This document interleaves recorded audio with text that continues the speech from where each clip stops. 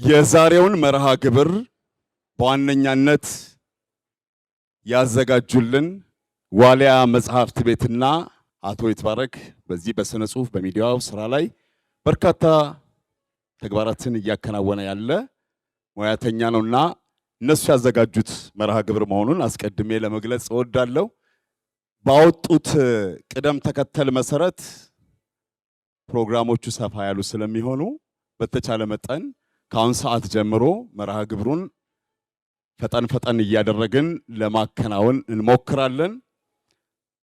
በመክፈቻነት ፍቅረ ማርቆስ ደስታን በቅርበት በማወቅ አብሮ እስከ ሐመር ተጉዞ ከሐመሮች ጋር ሲደሰት፣ ሲያለቅስ፣ ሲጫወት የተመለከተ የቅርብ ወዳጁ ፍቅረ ማርቆስ በመጽሐፉ ከገለጸልን በተጨማሪ ምን ይመስላል እንዴት አየኸው ብለን በቀጥታ ወደ መድረክ እንጋብዘዋለን። አንጋፋውን የሚዲያ ባለሙያ አቶ ጥበቡ በለጠን በጣም በታላቅ አክብሮት ወደ መድረኩ ጋብዛለሁ። ቢኒን በጣም አመሰግናለሁ። ዛሬ ደግሞ እዚህ ፊት ለፊታችን አብሮን የታደመው ታላቁ የኢትዮጵያ ማህበረሰብ ወዳድ የስነ ጽሁፍ ወዳድ ደራሲያችን ፍቅረ ማርቆስ ደስታ እንኳን በሰላም ወደ ሀገር መጣ። እንኳን ደግሞ ይሄን የመሰለ መጽሐፍ በተጨማሪ ሰጠህን እላለሁ። እንኳን ደስ አለ። ፍቅረ ማርቆስ ደስታን መግለጽ በጣም ከባድ ነው። አሜሪካ ውስጥ አንድ ትልቅ ሽልማት ተዘጋጅቶለት የህይወት ታሪኩን ጽፈህ ላክልን አሉኝና ከየት ጀምሬ የት እንደማቆም ግራ ገብቶኝ ነበር የዛን ጊዜ እና በጣም ባጭሩ በወቅቱ ገልጬ ነበረና ከዛ ውስጥ ለዛሬ ለእናንተ በሚመች መልኩ ፍቅረ ማርቆስን እስኪ ትንሽ ልግለጸው። ደራሲ ፍቅረ ማርቆስ ደስታ በ1957 ዓ.ም ከአባቱ ደስታ የሻነውና ከእናቱ ሽጉልትሽ አለማየሁ ጎጃም ውስጥ ባህር ዳር ከተማ ተወለደ።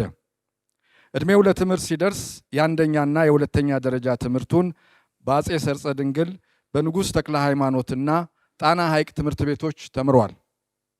በወቅቱ በነበረው የፖለቲካ ምስቅልቅል በቤተሰቡም ሆነ ከአካባቢው የተፈጥሮ ችሎታውን ሳያገኝ በትምህርት ገፍቶ ከአዲስ አበባ ዩኒቨርሲቲ በኬሚስትሪ ትምህርት ዘርፍ በዲግሪ ተመረቀ። ከዚያም ደቡብ ኢትዮጵያ ውስጥ ጂንካ ከተማ በመምህርነት ሙያ ስራ ጀመረ። እዚያም ለ7 ዓመታት አገለገለ። ለየት ባለ አስተሳሰቡና አመለካከቱ ከቤተሰቡና ከጓደኞቹ ይለይ የነበረው ፍቅረ ማርቆስ በሁለት መንገዶች ራሱን አገኘ። አንደኛው እንደ በዓሉ ግርማ፣ ሐዲስ ዓለማየሁ፣ ቺኖዋ አቼቤ፣ ፍራንሲስ ካፍካ እና አልበርት ካሙዝ ያሉ ደራሲያን መጽሐፍትን ማንበብ መቻሉ ሲሆን፣ ሁለተኛው ለስራ የተመደበበትን አካባቢ የማህበረሰብ አኗኗርና አስተሳሰብ፣ የማጎና ኦሞ ፓርኮችን፣ የስምጥ ሸለቆ እምቅ የተፈጥሮ ጸጋን በቅርበት በማጥናቱ የህይወት አቅጣጫውን የቀየረው የስነ ጽሁፍ ሻማውን ለኮሰ። ፍቅረ ማርቆስ ደስታ ይህንን ድንቅ ዕድል በመጠቀም ተባባሪ ፕሮፌሰር የነበሩት ዘሪሁን አስፋው እንዳሉት ቀዳሚ ድርሰቶቹን ከሐመሮች ጋር ኖሮ ማዕዳቸውን ተቋድሶ ውሃቸውን ጠጥቶ በአፋቸው ተናግሮ የነሱ በሆነው የአጻጻፍ ስልት ወይም ጀነር ወይም ኢትኖግራፊክ የልቦለድ ስራዎችን ማሳተም ጀመረ። ከነዚህ መጽሐፍቶቹ መካከል ከቡስካ በስተጀርባ ድንግል ውበት በ1987 የታተመ ነው። ኢቫንጋዲ፣ የዘርሴዎች ፍቅር፣ አቻሜ፣ የንስር አይን፣ በእንግሊዝኛ ቋንቋ ደግሞ ላንድ ኦፍ ዘ የሎ ቡል የተሰኘ መጽሐፍ፣ እንደዚሁም የጀግናው የጀነራል ጃጋማ ኬሎን ታሪክ የበረሃው መብረቅ በሚል ርዕስ በርካታ መጽሐፍትን በተከታታይ አሳትመዋል። በኢትዮጵያ ደራሲያን ማህበር በኩል በታላቁ ደራሲ ሐዲስ ዓለማየሁ ፍቅር እስከ መቃብር በተሰኘው መጽሐፍ መሰረት ሕያው የጥበብ ጉዞ ወደ ፍቅር እስከ መቃብር ሀገር የተሰኘ መርሃ ግብር ተዘጋጅቶ ነበር። ከዚያም በመቀጠል ደግሞ የተዘጋጀው በፍቅረ ማርቆስ ደስታ መጽሐፍ ላይ መሰረት በማድረግ ሕያው የጥበብ ጉዞ ወደ ከቡስካ በስተጀርባ ድንግል ውበት ሀገር በሚል ርዕስ ደራሲያን፣ ገጣሚያን፣ የታሪክ ተመራማሪዎችና ጋዜጠኞች የተሳተፉበት ታላቅ ጉዞ ተዘጋጅቶ ነበረ። በዚያም ጉዞ አብረነው ነበር። ዛሬ እዚህ መምህሬም ጋሽ ደረጀ ገብሬ በዛ ጉዞ ውስጥ ነበረ። በደራሲ ፍቅረ ማርቆስ ደስታ የሥነ ጽሑፍ ስራዎች ላይ በመመርኮዝ በአዲስ አበባ ዩኒቨርሲቲና በሌሎች ዩኒቨርሲቲዎች በርካታ የማስተርስና የዶክተሬት ዲግሪ ተማሪዎች የመመረቂያ ጥናቶች መነሻ የሆነው መጽሐፍቶቹ ዛሬም አገልግሎት ላይ ናቸው። ደራሲው ፍቅረ ማርቆስ የጀርመን ቅንያት በሚል ርዕስ ከወልፍጋንግ ጉዞ እስከ ጉንተር ግራስ በሚል በጀርመን ባህል ተቋም በ1993 ዓ.ም ከተሳተፉት ተርጓሚዎች አንዱም ነበር። ከዚህ ባሻገር የሥነ ጽሑፍ ስራዎቹ በዓለም አቀፍ የፊልም ተቋማት በዶክሜንተሪ ፊልም የተሰሩለትም ነው። ቢካሚንግ ኤ ማን ኢን አፍሪካ በ2005 ዓ.ም በተባበሩት መንግስታት ድርጅት የጥቁሮች ቀን ለመጀመሪያ ጊዜ ሲከበር ከተመረጡት 2 ዶክሜንተሪ ፊልሞች አንዱ ሲሆን ኒውዮርክ በሚገኘው ዲስከቨሪ ቻናል በመላው ዓለም ይሄ ፊልም እንዲታይ ተደርጓል። ቢካሚንግ ሳሙራይ ሌላው ዶክሜንተሪ የስራ ፍሬው ሲሆን በፈጠራ ስራ ኢትዮጵያን ለዓለም ካስተዋወቁ የስራ ፍሬዎቹ ውስጥ ይጠቀሳሉ።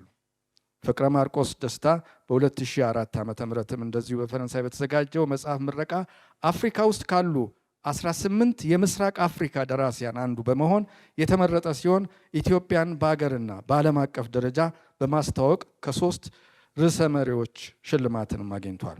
ፍቅረ ማርቆስ ደስታ አሜሪካን ሀገር ቦስተን በሚገኘው የሌዝሊ ዩኒቨርሲቲ ማስተርሱን ሲሰራ ብላክ ፓንተር በተባለው እውቅ ፊልም ላይ ፐርስፔክቲቭስ ኦፍ ዘ ፊልም ብላክ ፓንተር ዊዝ ኢትዮጵያን ኢትኖግራፊክ ኖቬሊስት በሚል ያቀረበው ጥናት በዩኒቨርሲቲው ሚዲያ ቀርቦለታል። ፍቅረ ማርቆስ ደስታ የስደት ውጣ ውረዱን በስኬት ለማሳመር አዳዲስ ስራዎችን ለአንባቢያንም እንደዚሁ አድርሷል። ፍቅረ ማርቆስ ደስታ ከ2009 ዓ.ም ጀምሮ ቦስተን ማሳቹሴትስ ውስጥ ይኖራል። ደራሲ ፍቅረ ማርቆስ ደስታ በስነ ጽሑፍ ረገድ ያደረጋቸው አበርክቶች ከግምት ውስጥ በመግባት ብዙ ሽልማቶችን አግኝቷል። ከነዚህ ውስጥ አንዱ የጳጉሜ የኢትዮጵያውያን መዝናኛ ማዕከል በ2023 አምና ተሸላሚም ሆኗል። እንኳን ደስ አለ ዛሬ እንላለን። ፍቅረ ማርቆስ ደስታ በልዩ ልዩ ድርሰቶች ቢታወቅም በተለይ ደግሞ የሐመርን ብሔረሰብ መሰረት አድርጎ የጻፋቸው ልቦለዶቹ ደራሲውን ማህበረሰቡን ታዋቂ አድርጓቸዋል። ሐመሮችና ፍቅረ ማርቆስ ደስታ እጅግ ይዋደዳሉ፣ በእጅጉ ይቀራረባሉ፣ ተዋህደዋልም። ፍቅረ ማርቆስ ውልደቱም እድገቱም ከሐመሮች ራቅ ይላል። ጎጃም ውስጥ ባህር ዳር ተወልዶ ያደገ ነው። ትምህርቱን ከዩኒቨርሲቲ በኬሚስትሪ ተመርቆ ለመምህርነት ወደ ደቡብ ኦሞ ጂንካ አምርቶ ከዚያም ቱርሚ እና ዲመካ ከተሞች አካባቢ ካሉት ከሐመሮች ጋር ተዋወቀ። እነሆ እስከ ዛሬ ድረስ እስከ መጨረሻቸውም ፍቅረ ማርቆስ ሐመሮችን ሆኖ ተዋደው አንድ ሆነው ይገኛሉ። በአንድ ወቅት ወደ ሐመሮቹ ከተማ ቱርሚ ከፍቅረ ማርቆስ ጋር ሆነን ስንሄድ ያየሁት የህዝብ ፍቅር ምንጊዜም አይረሳኝም። በዚሁ ጉዞ ውስጥ 56 የኢትዮጵያ ደራሲያን፣ ጋዜጠኞችና የሥነ ጽሑፍ ምሁራን ነበሩ። የያዝናቸው መኪናዎች ከ5 ባይበልጡም በየከተማው ስናቋርጥ የተለያዩ ሰዎች በመኪናዎቻቸው እያጀቡን ከሐመሮቹ ከተማ ቱርሚ ደረስን። ከተማዋ ቀውጤ ሆነች። አዋቂው፣ ወጣቱ፣ ሕፃናቱ በሙሉ ወጥተው የደስታ ስሜታቸውን ሲገልጹ ያስቀናል። ልጃቸውን ፍቅረ ማርቆስ ደስታን እንኳን በሰላም መጣ የሚሉ የሐመር አባላት ሲታዩ አንድ ነገር ያስቀናሉ። ይኸውም ምን ነው እንደ ፍቅረ ማርቆስ ደስታ በተወደድኩ በተከበርኩ ያሰኛል። ለመሆኑ ፍቅረ ማርቆስ ደስታን ምን አስከበረው? ምኑስ አስወደደው ብለን ብንጠይቅ ውህደትን ያሳየ የቆየው ነባሩን የኢትዮጵያን ባህል የተገበረ መሆኑን ነው። ሌሎች ውስጥ ገብቶ እነሱን አክብሮ እነሱን ወዶ እነሱን ሆኖ የመጋመድ አንድ የመሆን ባህልን ያሳየን ድንቅ ደራሲ ነው። ዛሬ በዘር፣ በቋንቋ፣ በአካባቢ፣ በድንበር ጎራ ለይተን እንጋጫለን። ያንን የልዩነት ግንብ በፍቅር ያፈረሰ አንድነትን፣ ኢትዮጵያዊነትን ያሳየ መስሎ ሳይሆን ሆኖ ያሳየ ስለሆነ ፍቅረ ማርቆስ ሁሌ እናከብረዋለን። ፍቅረ ማርቆስ ራሱ የፍቅር የአንድነትና የውህደት ትምህርት ቤት ነው። ኢትዮጵያዊነት መገለጫ ሕያው ተምሳሌት ነው። ይህ ደራሲያችን ሳይታሰብ ከሀገር ወጥቶ በስደት ቆይቶ ነበር። ሐመሮችም ወጥቶ የጠፋውን ልጃቸውን ሲያስቡት ሲያሰላስሉት ቆይተው ነበር። ሐመሮች መጪውን ጊዜ የመተንበይ ችሎታ አላቸው። የሰማይ ላይ ከዋክብትና ጨረቃን በመቃኘት ውሳኔም ያስተላልፋሉ። ኬንድ የተባለ ቦታ ሐመሮች እንዲሰባሰቡ ይደረጋል። ህዝቡ ከመጣም በኋላ ስለ ከዋክብት ሁኔታ ያስረዳሉ። በሐመር ባህል መሰረት ወንድና ሴት ከዋክብት አሉ። ወንዱ ኢዚኒማሆ ሲባል ሴቷ ደግሞ ኢዚኒማሂ ይባላሉ። ሁለቱ ከዋክብት በፀሐይ ዙሪያ የሚያደርጉትን እንቅስቃሴ ተረድተው አባቶች ስለ ሐመሮች መጻኢ ጊዜ ይናገራሉ። ሐመሮች ስነ ከዋክብት ወይም አስትሮኖመሮችም ናቸው፣ የስነ ፈለክ ተመራማሪዎች። እናም ወጥቶ የቀረውን ልጃቸውን ደራሲውን ፍቅረ ማርቆስ ደስታን እንደሚያገኙት ይናገሩ ነበር። እሱም ጠፍቶ ከርሞ በመምጣቱ ምክንያት በሐመር ባህል መሰረት ተገርፎም ተገርፏል።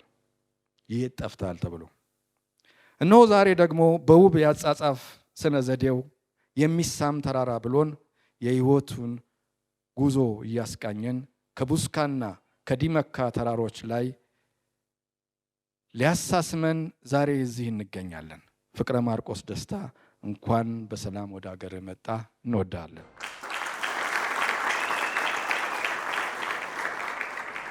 እንግዲህ ነገሩን ከስሩ እንዲሉ ጥቤ ማን ነው ምንድን ነው ለሚሉ ለቀጣይ ትውልዶችም ጭምር በሚረዳ መልክ እንዴት አድርጎ ክሎ እንዳቀረበልን አድምጠናልና እናመሰግናለን። የሚሳም ተራራን ያህል የድምፅ ለዛን የአተራረክ ብቃትን ልንሰማ ነው። ደግሞ መጽሐፉን በሚመጥን ልክ ሁለት ምርጥ የሚዲያ ሰዎችን በተከታታይ ከመጽሐፉ ላይ የመረጡትን ታሪኮች ያቀርቡልናል። የመጀመሪያው አንዱዓለም ተስፋዬ፣ በመቀጠል ፍቅር ይልቃል። ሁለቱንም እንጋብዛቸዋለን። አመሰግናለን። እንደምን አመሻችሁ። እንኳን በሰላም መጣችሁ። እንኳን ደስ ያለ ፍቅረ ማርቆስም። የፍቅር ሙሾ የሚለውን የመረጥኩት እኔ አንድ ቀን ከኢትዮጵያ ጥናትና ምርምር ተቋም ፊት ለፊት ካለችው ጠመዝማዛ የትም ከማታደርስ የድንጋይ መወጣጫ ስር ቁጭ ብዬ በሰመመን ተዋጥኩ። አንስታይን ሕይወት ብስክሌት ናት፣ ሚዛንህን ለመጠበቅ ከፈለክ ማሽከርከርህን አታቋርጥ የምትለውን አባባሉን እንደ ህልም ብልጭ ብላልኝ ብንን አልኩ። አንስታይን የሰውን ልጅ ወደ ስልጣኔ ካሸጋገሩ ጥቂት ሳይንቲስቶች ውስጥ ቁንጮ ላይ የሚቀመጥ ነው። ኖሮ ኖሮ መልካም ነገር ሰርቶ የሰው ልጅም በምርምሩ አጃኢብ አሰኝቶ ከመሞቱ በፊት አጠገቡ የነበረችው አስታማሚ ነርሱ ብቻ ነበረች።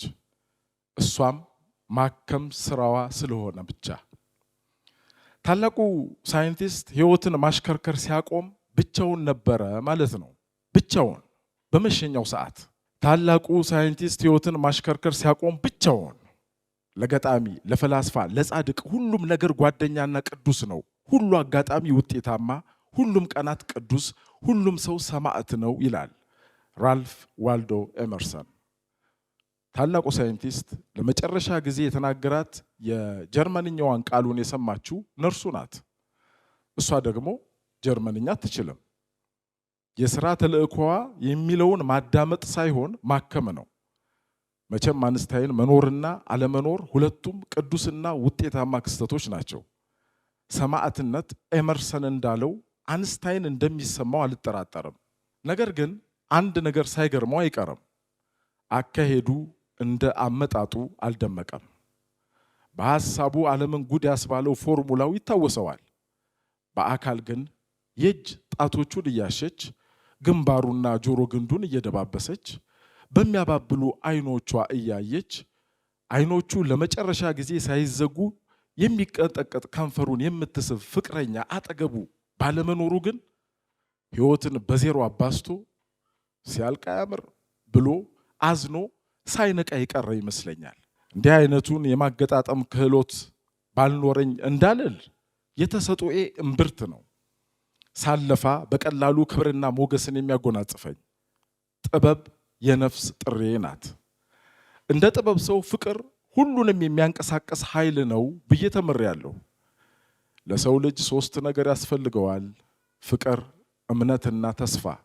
ከሁሉም ግን ፍቅር ይበልጣል የሚለውን የመጽሐፍ ቅዱስ መልእክት አስታውሳለሁ። ፍቅር ግን እንደገና በተለያዩ ዘርፎች ይከፈላል። የዚህ ዓለም ትልቁ ምስጢር በፍቅር ዩኒቨርስ እየኖር ፍቅር ለምን እንደማይገባን አለማወቃችን ይሆን? ፍቅር ረቂቅ ይሆንብናል። ፍቅር ውቅያኖስ ላይ እንዳለ ላስቲክ ኳስ ልንይዘው ስንነካው ይርቀናል። እስኪ ደክመን ብንዋኝ አንይዘው። ከሁሉ በላይ ፍቅር የሴትና የወንድ ግንኙነት ብቻ ይመስለናል። የዓለማችን ባለምጡቅ አእምሮ ሰው ፍቅርን ሳይዝ ባዝኖ እንደሄደው የብዙዎቻችን ዕጣ ፈንታ ያ ይሆን እንዴ? ዕውቀትን እንደ ሰነፍ ቆሎ እያሸ የተረዳው ውስጥ ጠልቆ የዋኘው በመጨረሻ ሰዓት ጥሎት ወደ ሄደው ኋላው ሲመለከት ምን ተሰምቶት ይሆን? አንዳንድ ኃያላን መቃብራቸውን በቁማቸው እያሉ ነው የሚያሰሩት። ከሞት በኋላም መብለጥ፣ መከበር፣ መታወስ ይፈልጋሉ።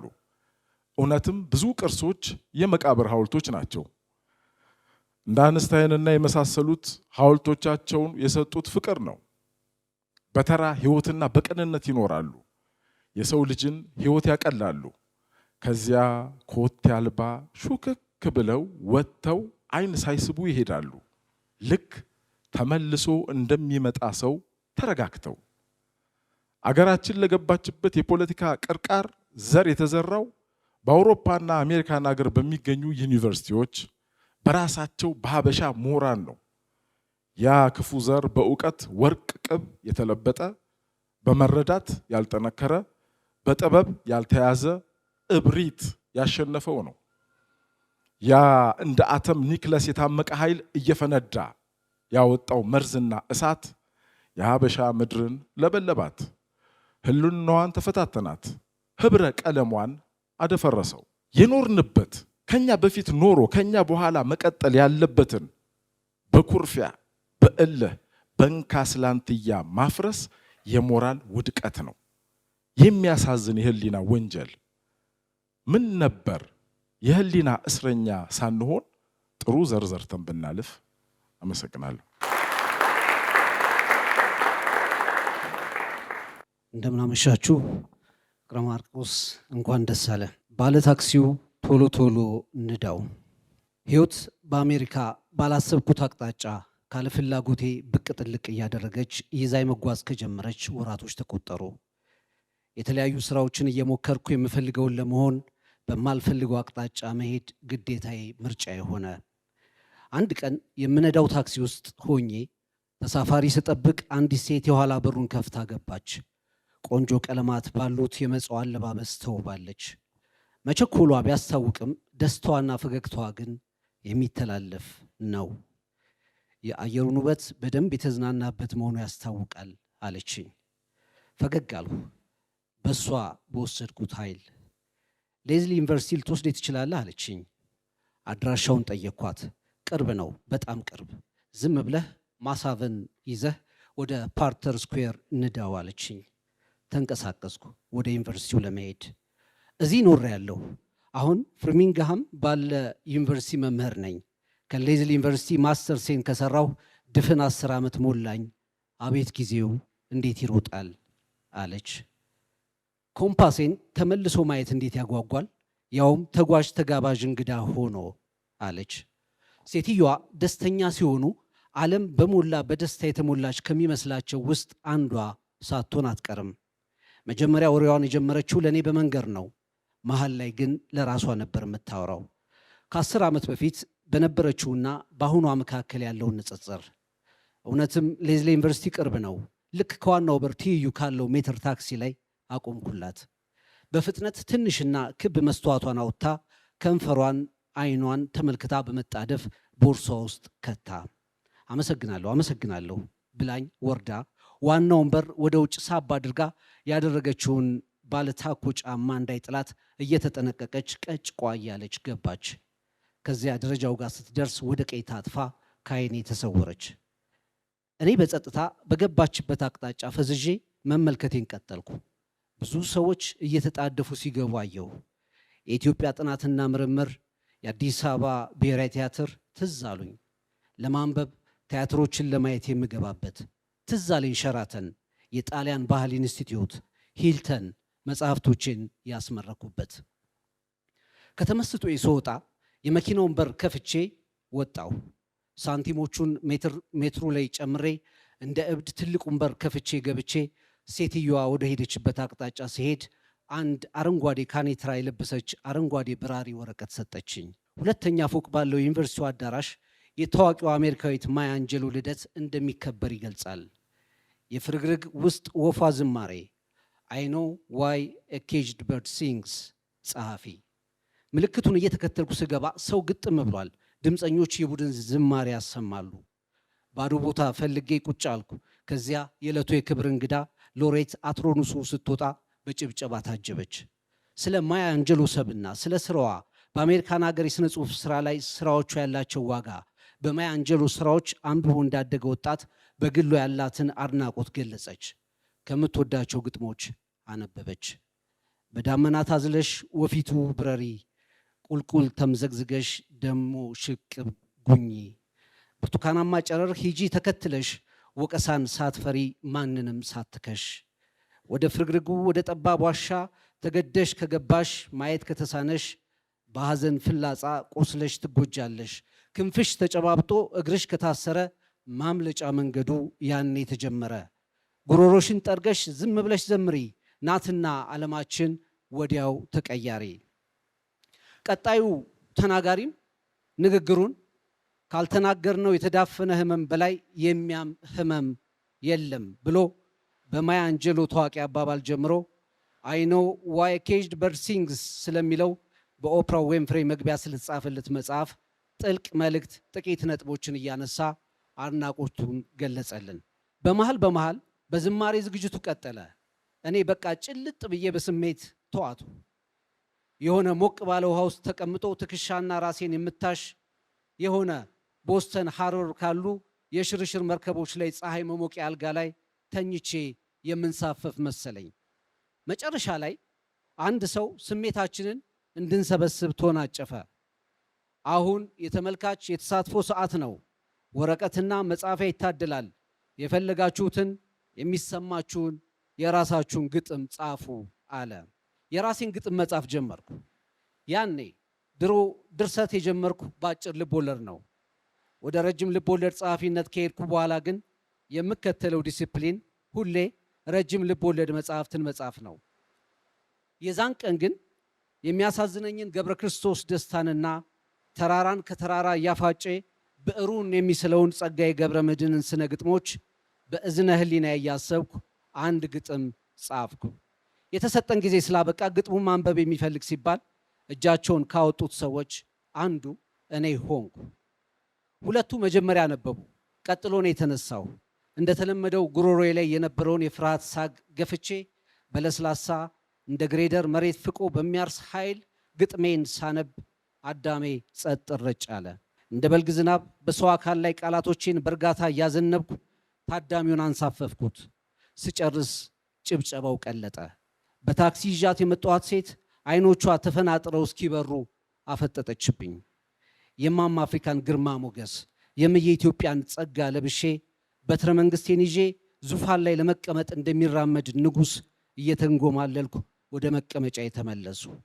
ግጥማችንን ያቀረብነው ስለ ራሳችን ማንነት ተናገሩ ተባለ። ሁሉም ከተለያየ ዩኒቨርሲቲ ወይም ከሌዝሊ ዩኒቨርሲቲ ካምፓስ የመጡ ናቸው። የኔ ተራ ሲደርስ ተነስቼ ቆሜ ምን ብዬ እንደመጀመር ሳስብ ይበልጥ ቀልባቸውን ሰረኩት። ነፍሴ ሌላ ጋ ናት፣ ስጋዬ ግን ታክሲ ይነዳል።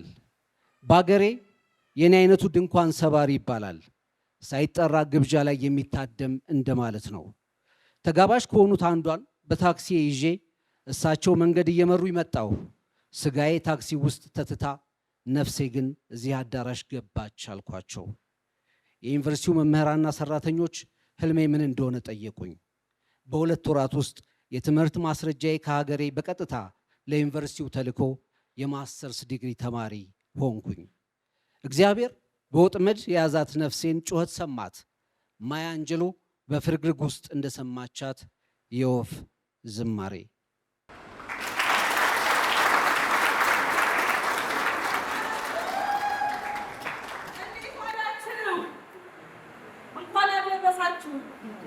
እንኳን ማርያም ማረችሽ፣ ማርያም በሽንት ታውጣሽ። እንኳን አደረሳችሁ፣ እንኳን ቆመ ልጓሙን ፈታላችሁ። ይሄ ነው የኛ ባህል፣ ይሄ ነው የኛ ሰላምታ፣ የተሞላ በፍቅር የምንለው በደስታ የወርቅ ቋንቋ መግባባችን። ይሄ እኮ ነው የኛ ልማድ፣ የእኛነታችን መገለጫ፣ የአንድነታችን ግማድ። ኢትዮጵያዊነት እኮ ግርም ይለኛል፣ ኢትዮጵያዊነት እኮ ድንቅ ይለኛል። ስሙልኝማ አበሻው ቤት እንግዳ መጣ። የአበሻ ቤት እንግዳ ታሳድራላችሁ? ወይ ወይ ወይ በሞቴ ግቡ፣ በሞቴ ግቡ። ስንት ናችሁ? ወይ ግቡ በሞቴ። ለእናንተ ምን ጠፍቶ ሙሉ ነው ሌማቴ፣ ጥጋብ ነው ማጀቴ። ግራም ነፈሰ ቀኝ፣ ይሄ ነው ባህሉ የምርጡ ሀበሻ፣ ካፉ ነጥቆ የሚያበላው የሚሰጠው የእሱን ድርሻ። ኢትዮጵያዊነት እኮ ግርም ይለኛል፣ ኢትዮጵያዊነት እኮ ድንቅ ይለኛል። ዛሬ ለሚመጣው በአዲሱ እንግዳ ካጋ ወዶ መሬት ፍራሽ ላይ ይተኛል። ይገርመኛል። ሂድ እስቲ በአበሻ ቤት ወይ እየበላችሁ ወይ እየጠጣችሁ ድንገት ቷል መካላችሁ እኔ የሚላችሁ ዙሪያ የሚከባችሁ ወገን አለላችሁ። ሂዱ በአበሻው ቤት ሰላም ለዚህ ቤት ብላችሁ ግቡ። ለእናንተ ለመቆም ሲቶፍ ግቡ። ኧረ በጊዜት ተቀመጡ፣ ኧረ በጊዜት ተቀመጡ። እናንተን ለማስቀመጥ ቤት የሚቀውጡ ዕቃ የሚገለብጡ ሞልተዋል ሀበሾች፣ ኖር ኖር ኖር የሚሉ። እነዚህ ሀበሾች እንደዚህ ኢትዮጵያውያን ዛሬ ሴት ነው ያሉ? የት ነው ያሉ? ግን አሉ ከትልቅ ጀምረው ቆመው እጅ አስታጥበው በሞቴ እያሉ አንቀው የሚያበሉ እነዛ ቁርተኞች፣ እነዛ ጀብተኞች ዛሬ ሴት ነው ያሉ። ኢትዮጵያዊነት እኮ ግርም ይለኛል፣ ኢትዮጵያዊነት እኮ ድንቅ ይለኛል። ወድቀን ብንታይ እኔ ልዘጋ መሽቶብን ታዲያ እደር እኔ ጋ ማዕዱ ቀርቦ ሊበላ ካለ እጅ ሊያስታጥብ ማንጉን በሳለ። ኢትዮጵያዊ ነው ደጉ ሀበሻ፣ ተሰብረ ቢያይ ጠጋኙ ወጌሻ። እሩም መጣ ጠግብህም መጣ አልበላም ብትል ቢበዛም ቁጣ። መች ሰምቶ ሀበሻ መቼ ከቡ ቆጥሮ ጥጋብህን ቢያይም ጎድህን ወጥሮ። በሞቴ ቀር አንድ ጉርሻ ወይኔ ሀበሻ አቡትዬ እስቲ ችልን ብላኝ አይበላም ሲማግኝ በላ እናንተ ገበያ ሄዳለሁ አይበላም ስንጠበ በክቴ አደለም አንተብላ እንዳንጣላ በድት አቡትዬ እቺ ነገር አስነቀም እስቲ በቃ አልጠጣም ሲማግኝ ስሙት አፈርሶ በሁለት እንጀሴ ስሞስል አንጠጣም አንተ ጠጣ ነገር አታምጣ ጠጥ በቃ ይሄ ነው ሀበሻ ምን ጠጋብ ቢሞላኝ ደግነቱን ሳየው ልቤ ይነካኛል። የተዘጉ አፌ ይከፈትልኛል፣ የጠገበ ሆዴ ቦታ ያገኝልኛል። እንደው እንደ ሀበሻ እንደ ኢትዮጵያውያን ሞቱን እየጠራ የሚያበላ ወዳጅ የታለም ይገኛል? ያመኛል፣ ሳስበው ያመኛል። ልደፋ የሚለኝ ልቀበር የሚለኝ አዛኝ ወገን ዘመድ እኔ አሁን ናፍቆኛል። መጠየቅ ያምረኛል፣ መወደድ ያምረኛል፣ መታጠፍ ያምረኛል። በሞቱ ላይ ቆሞ የሚያጎርሰኝ ወዳጅ ጎረቤት ናፍቆኛል። አረ ኢትዮጵያዊነት ግርም ይለኛል፣ ኢትዮጵያዊነት ድንቅ ይለኛል። ስሙልኝማ እናቴ በጣም አዛኝ ናት። እናቴን ስማ። እናቴ ቡና ላፈላልሽ ነው። ወዴት ነው? አልጠጣም ልሄድ ነው። ወዴት? ታች ሰፈር የወለደች የማርያም አራስ አለች። ሄጄ ልጠይቃት ታስኮንነኛለች። ሳህን ቋጥሬ ሄጄ አያታለሁ። አናቷን ቅቤ የምቀባታለሁ። ስመለስ እጠጣለሁ። ታች ሰፈር የወለደች የማርያም አራስ አለች። ሄጄ ልጠይቃት ታስኮንነኛለች። ኧረ ኢትዮጵያዊነት ግርም ይለኛል። ኧረ ኢትዮጵያዊነት ድንቅ ይለኛል። ልጨምርላችሁ እናቴ ይዘዋል እትገጫይ ወይ የእናቱ እኮ ሞተች። አፈር ልብላ የቷ ጡርዬ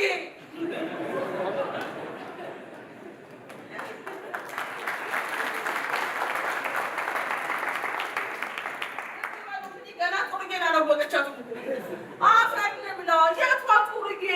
ጡርዬ ያቺ ከኛ ጋር የምታስቀድሰው ያቺ ሰላምተኛ ሰው እንደው ምን ሆነች? እናቷን ተቀምቀብራ መጣች። አፈር ልብላ። ታዲያ ማን አለ የሚያውቃት? ደረት የሚያዳቃት? በይ ተነሽ፣ ነይ ተነሽ፣ ነይ እንሂድላታ። ደረት እናዳቃታ። ለቀስተኛው መሀል ዘለው ይገባሉ። ጡርዬ ናት ፏትዬ ይላሉ።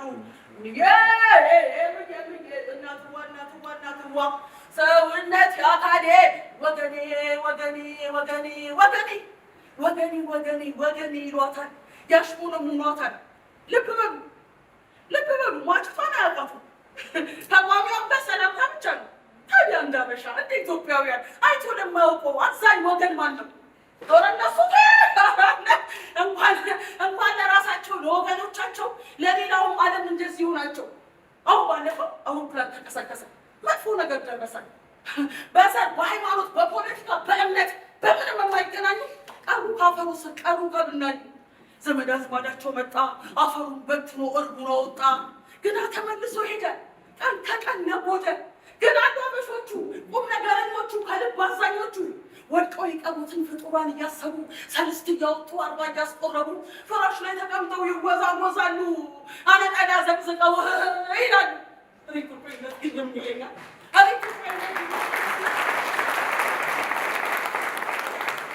በእርግጠኝነት ከዓለም ሕዝብ መሃል ከፍቶን ስንታይ እኔ ልከፋ ቢያደናቅፈን እኔ ልደፋ። እስኪ ማን ይላል? ጀርመናዊ ነው አሜሪካው? አንድ ብቻ ነው ያም ኢትዮጵያዊ። ክብር ለኢትዮጵያውያን።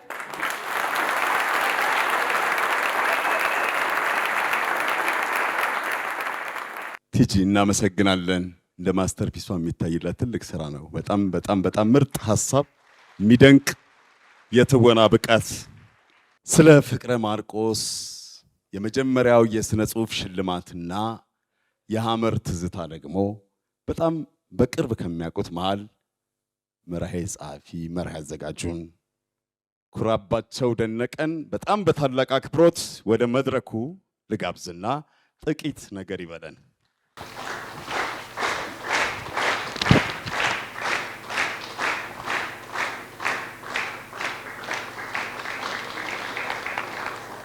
የከረመ ፍቅር አይተዋወቁም ነበር፣ ቆይተዋል። ደስ የሚል ትዝታን ያለው ጋሽ ደረጀም ካልተሳሳትኩኝ የሁለተኛ መጽሐፉ ላይ ብለርቡን የጻፉ ናቸው። በኋላ ላይ እንመጣለሁ። አመሰግናለሁ። እንኳን ደስ አለ ፍቅረ ማርቆስ። ከረጅም ዓመታት በኋላ ለመተያየት እንኳን ፈጣሪ ያበቃን። ትንሽ ያስቸግራል ከየት እንደምጀምር። እኔ 1979 ነው ከአዲስ አበባ ዩኒቨርሲቲ በቲያትር የተመረቅኩት። እንደተመረቅን የዛን ጊዜ መንግስት ነው ስራ የሚደለድለው። በእጣ ይሄ አመልህ ሲከፋ ላከው ጎመጎፋ የሚባለው አገር ደረሰኝና እያለቀስኩ ሄጄ እያለቀስኩ ተመለስኩ። የዛን ጊዜ ያው ወጣትነቱም አለ። በዛ ላይ በዩኒቨርሲቲ ቆይታችን አስተማሪዎቻችን አንጋፋዎቹ እነ አብዬ መንግስቱ ለማ፣ እነ ጋሽ ደበበ ሰይፉ፣ እነ ጋሽ ጌታውን አካሉ ጌታውን፣ እነ አቦና አሻግሬ፣ እነ በላይነህ አቡኔ፣ እነ ጋሽ ደረጀ ሌሎችም ነበሩና የእውነት ዩኒቨርሲቲ ተገብቶ በቃ ባንዴ ምሁር ተውኖ የሚወጣ የነበረንን ሀሳብ እንድናስቀምጥ አድርገው የፍለጋው መጀመሪያ የእውቀት ፍለጋው መጀመሪያ መሆኑን በደንብ አስገንዝበው ስላስተማሩ ያንን ፓሽን ይዘን ነበር የወጣ ነውና የዛን ጊዜ ባህልና ስፖርት ነበር የሚባለው። ባህል፣ ቱሪዝም፣ ኪነ ጥበብ ያልተሰጠው ስም የለም። ባህል ሚኒስቴር ከመከላከያ ጋር ብቻ ነው ያልተቀላቀሉ። በተግባር ግን ተቀላቅሏል። እና የዛን ሰዓት የቲያትር አደራጅ የቲያትር ኤክስፐርት ተብሎ ተመድቦ መሄድ በቃ ልክ እንደ እንትን ነፃ አውጪ አይነት ስሜት አለው።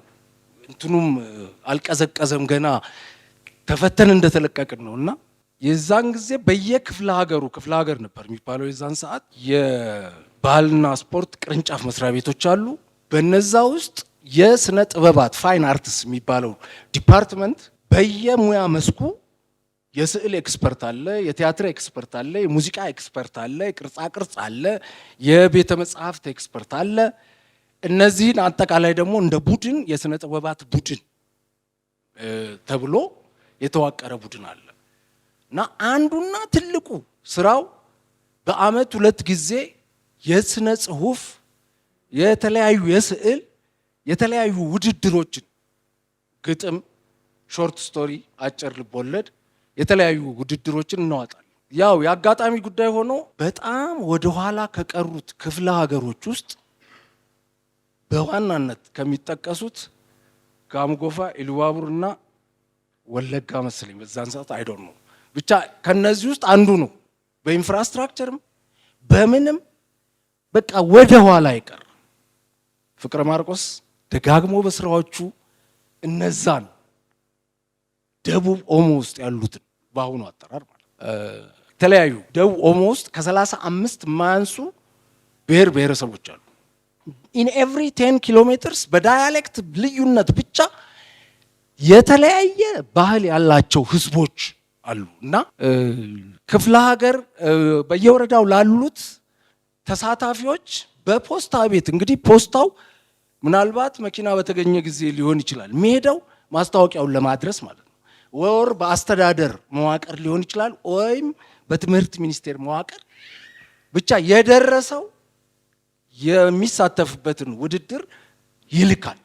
በፖስታ ቤት በሰውም ይልካል በተለያየ መንገድ እና በእርግጠኝነት ለማስታወስ ይቸግረኛል። አሁን 81 ይሁን 82 ይሁን ምናልባት ፍቅረ ማርቆስ ሊረዳኝ ይችላል።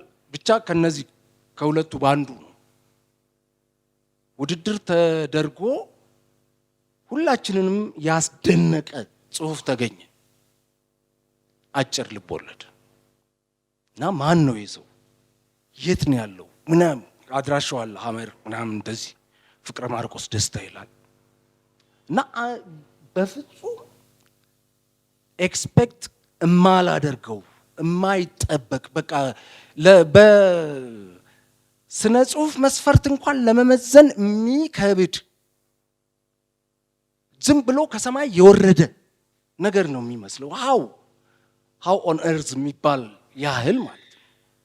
እና ይሄ ሰውዬ መቼ ነው መጥቶ ሽልማቱን የሚወስደው? አይመጣም። ብንጠብቅ አይመጣም። የባሰ ጉጉቴን እየጨመረው ሄደ። ሁለተኛው ውድድር መጣ። አይ ሪሜምበር ሁለተኛው ውድድርም ላይ ላከን፣ አይመጣም። አሁንም እሱ ነው አንደኛ። ጭራሽ ጉጉቴ እየጨመረ ሄደ ይህን ሰው የማግኘት። በአጋጣሚ ነው ከነበርነው የቡድን አባላት ውስጥ ከዕለታት በአንዱ ቀን ቢሮ መጥቶ አንኳኳ። የሆነ ሰው ብቻዬን ነበርኩኝ ቢሮ ውስጥ። ጤና ይስጥልኝ ብዬ ተቀበልኩት። ፍቅረ ማርቆስ ደስታ እባላለሁ እንደዚህ ውድድር ምናምን ሲለኝ በቃ የሆነ በእንትን ሲጠበቅ የነበረ ነገር ድንገት ፊት ለፊት ከች ሲል የሚሰማውን ስሜት ዩ ካን ኢማጂን። ተቀበልኩት፣ አስገባሁት። ሻይም ቡናም ውሃም አላልኩትም። ቀጥታ ወደ ዲስከሽኑ ነው የገባነው እና አይ ዶንት ኖ እንግዲህ ቅድም እንደገለጽኩት ጉርምስናውም አለ፣ ፓሽኑ፣ ይሄ ስሜታዊነቱ ደግሞ የተጠራቀመው ነገር የሱን ጥበቃው ምንድን ነው የሚለውን በመጽሐፉ ገልጾታል። እሱ ያው የኢንፍራስትራክቸሩ የትራንስፖርቴሽን አለመኖር እንዴት ሆኖ ይሄንን ሽልማት ለመውሰድ እንደመጣ መጽሐፉ ላይ ታገኙታላችሁ። እና ማለት ከምችለው በላይ የረካሁም አይመስለኝም። ግን በቃ አንድ ነገር በፈጠራ ስራ ሰዎች ይወለዳሉ፣ ይፈጠራሉ። ትምህርት አያግዝም እያልኩ አይደለም። ትምህርት ያግዛል፣ ያሳልጣል፣ ማሰቢያ መንገድ ነው፣ አቋራጭ ነው። ረጅም ጊዜ የሚፈጀውን ነገር በአጭሩ ለማሰብ ለማየት የሚያስችል አስፈላጊ ነገር ነው። ፍቅረ ማርቆስ ጋር ያየሁት ነገር ግን አንደኛ ለተፈጥሮ ያለው ስስ ልብ፣ ተፈጥሮን አፕሪሺየት ለማድረግ ለማድነቅ የተሰጠው ጸጋ ሰው አልሄድም የሚልበት ሀገር ነው። ቅድም የተናገርኩት ያንን ነው። አመልህ ሲከፋ ያልኩት ያንን ፈልጎ ጥሪ ነው የሚመስለኝ እኔ የነፍስ ጥሪ እግዚአብሔር እንደዚህ የቀደመ የመራው ይመስለኛል። ፍቅረ ማርቆስ እንኳንም መራልን። የእውነት ዛሬ እነዚህን ሁሉ ነገሮች ማግኘት አንችልም ነበር እና እሱም ማዳመጡ ጥሩ ጆሮ ያለው ሰውን ሳይሆን ተፈጥሮን ጭምር የሚያዳምጥበት ልቦና የተቸረው ሰው ስለሆነ ነው ሰክሰስፉል የሆነው ብዬ የማስበውና እኔ ቅንጣት ታክል እንደው የመጫር እንኳን ለማለት ይከብደኛል። እኔ በህይወቴ ለአንድም ሰው አውርቼ አላውቅም ይሄንን ታሪክ እሱ እስከገለጸው ጊዜ ድረስ። ተገናኝተናል። ከዛ በኋላ አገር ፍቅር እያለሁኝ መጥቷል። ከሙስካ በስተጀርባን የመጀመሪያ መጽሐፉን ይዞ መጥቶ ጠይቆኛል። ከቨር የሽፋን ስዕሉን ታዋቂው ሰዓሊ ስዩም አያኖ እንዲስልለት ያደረኩት በጣም ደስ ይለኝ ነበር ሳገኝ የእውነት ለመናገር ማለት ነው። እና በተደጋጋሚ እንገናኝ ነበር። የማጎ ነው ፓርክ ትምብሎ ብዙ ጊዜ ጋብዞኛል። ግን የመድረክ ላይ ስራዎች ውጥረት ስለነበረ ብዙ ኦፖርቹኒቲስ አምልጠውኛል በፍቅረ ማርቆስ ማለት ነው። አንድ ጊዜ የናሽናል ጂኦግራፊ ክሩ ጋዜጠኞች ሆስት አድርጎ እሱ ነበር የሚያስጎበኛቸውና ለረጅም ጊዜ ነው እንግዲህ ናሽናል ጂኦግራፊ ቀረጻ አንድ አበባ ሲበቅል መጠበቅን ያህል ቶለራንስ የሚፈልግ ነገር ነው። ያንን እንዳይ አመቻችቶልኝ ነበር። አልተጠቀምኩበትም፣ አልታደልኩም። ዞሮ ዞሮ ረጅም ጊዜ ተለያይተን እኔም ይከነክነኛል ውስጤን። አንዴ ፈልግ ያገኘሁትና በፌስቡክ ይሁን ብቻ በሶሻል ሚዲያ ተገናኘንና ጻፍኩለት። ረጅም ነገር ጻፍኩለት፣ ተጻጻፍን፣ ሐሳቡን ነገረኝ። ማለት አንዳንድ ጊዜ ነፍሳችን ስትወጣጠር እንደምንፈልገው ላንገናኝ እንችላለን እና ሁላችንም በያለንበት ሰላም ሆነን የምንችለውን ነገር መስራት መቻላችን የሚመሰገን ነገር ነው። ከሁሉም በላይ ግን የዛሬዋ ቀን ደግሞ በእኔ ልብ ውስጥ ልዩ ቦታና ስፍራ አላት። የእውነት ለመናገር መታደል ነው። እንዲህ የደከመን የለፋን ሰው በህይወት እያለ ማመስገን ዛሬ ታክሟል ብዬ ነው የማስበው። ፍቅረ ማርቆስ የእውነት በአሜሪካ የተለያዩ ስቴቶች 4 ጊዜ ሊመረቅ ይችላል። የዛሬዋን ቀን ግን ሊያክል አይችልም ብዬ አስባለሁ። አሁንም በድጋሚ እንኳን ደስ ያለ አመሰግናለሁ። አንዳንድ ጥሞናዎች እጅ ያስረሳሉ። በጣም መታደል ነው። ጣም ያለው በኩራ ደግሞ እንደዋዛ ትዝታዎቹ ሲቃኙ ከዚህ በላይ የሚያስደስት የለም እና እናመሰግናለን ኩራ። ከዚህ በመቀጠል የሚሳም ተራራ መጽሐፍ እንዴት ያለ ነው ብንል ሁላችንም የየራሳችን መልከታ ይኖረናል። 2 እንግዶችን ጋብዛለሁ። አንትሮፖሎጂስቱን ዶክተር ብርሃኑ በሻህን፣ በማስቀጠል ደግሞ ያውን የማቀው በመምህርነቱና በረዳት ፕሮፌሰር የሥነ ጽሑፍ የቲያትር ባለሙያ ነብዩ ባየን፣ ሁለቱም በተከታታይ የሚሳም ተራራ እንዴት ያለ ነው ብለን እንደው በወፍ በረር በመረጡት ደረጃ ሐሳባቸውን እንዲያካፍሉን ነው። የመጀመሪያ እንግዳዬን በአክብሮት ወደ መድረክ እጋብዛለሁ። ዶክተር ብርሃኑ በሻ።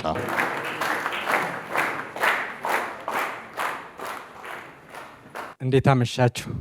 ፍቅረ ማርቆስ እንኳን ደስ ያለ። በጣም ደስ ብሎኛል። ለመጀመሪያ ጊዜ ነው በአካል ያየው።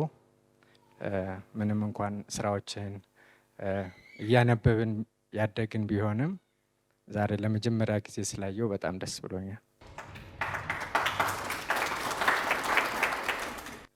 እንግዲህ እኔ እንደ ዘመናችን እንደ ቲክቶክ ቪዲዮ አጭር የሆነች ግምገማዬን ነው የማቀረው።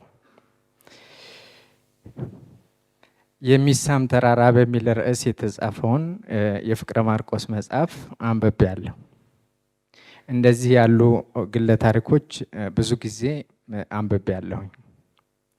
አንዳንድ ጊዜ ታዲያ ማንበብ ግለ ታሪክ ጀምሮ ማቋረጥ አጋጥሞኛል። አሁን ይሄ የሚሆንበት አሁን ግለ ታሪክን መጻፍ ከራሱ ከታሪክ መስራት ጋር የሚስተካከል ይመስላል። ከዚህ የተነሳ ሊሆን ይችላል የትውልድ ሐረግን ከማድነቅ መጀመር የተለመደ ነው። ያሉበትንም ሆነ የሌሉበትን በተለይ ከመንግስት ከአገር ጉዳይ ጋር አያይዞ ጉዳዮችን መተረክም የተለመደ ነው።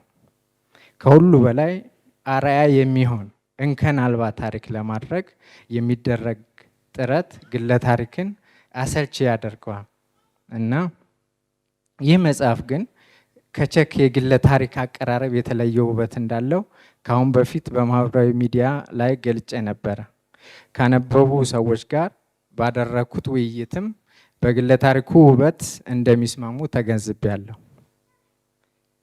መጽሐፉ ከስነ ጽሁፍ ባሻገር የስነ አእምሮ ወይንም ብርሃኑ ድንቄ እንደሚሉት ስለ መስተሃልይ የሚያጠኑ ሰዎች በጥልቀት ይመረምሩታል የሚል ተስፋ አለኝ።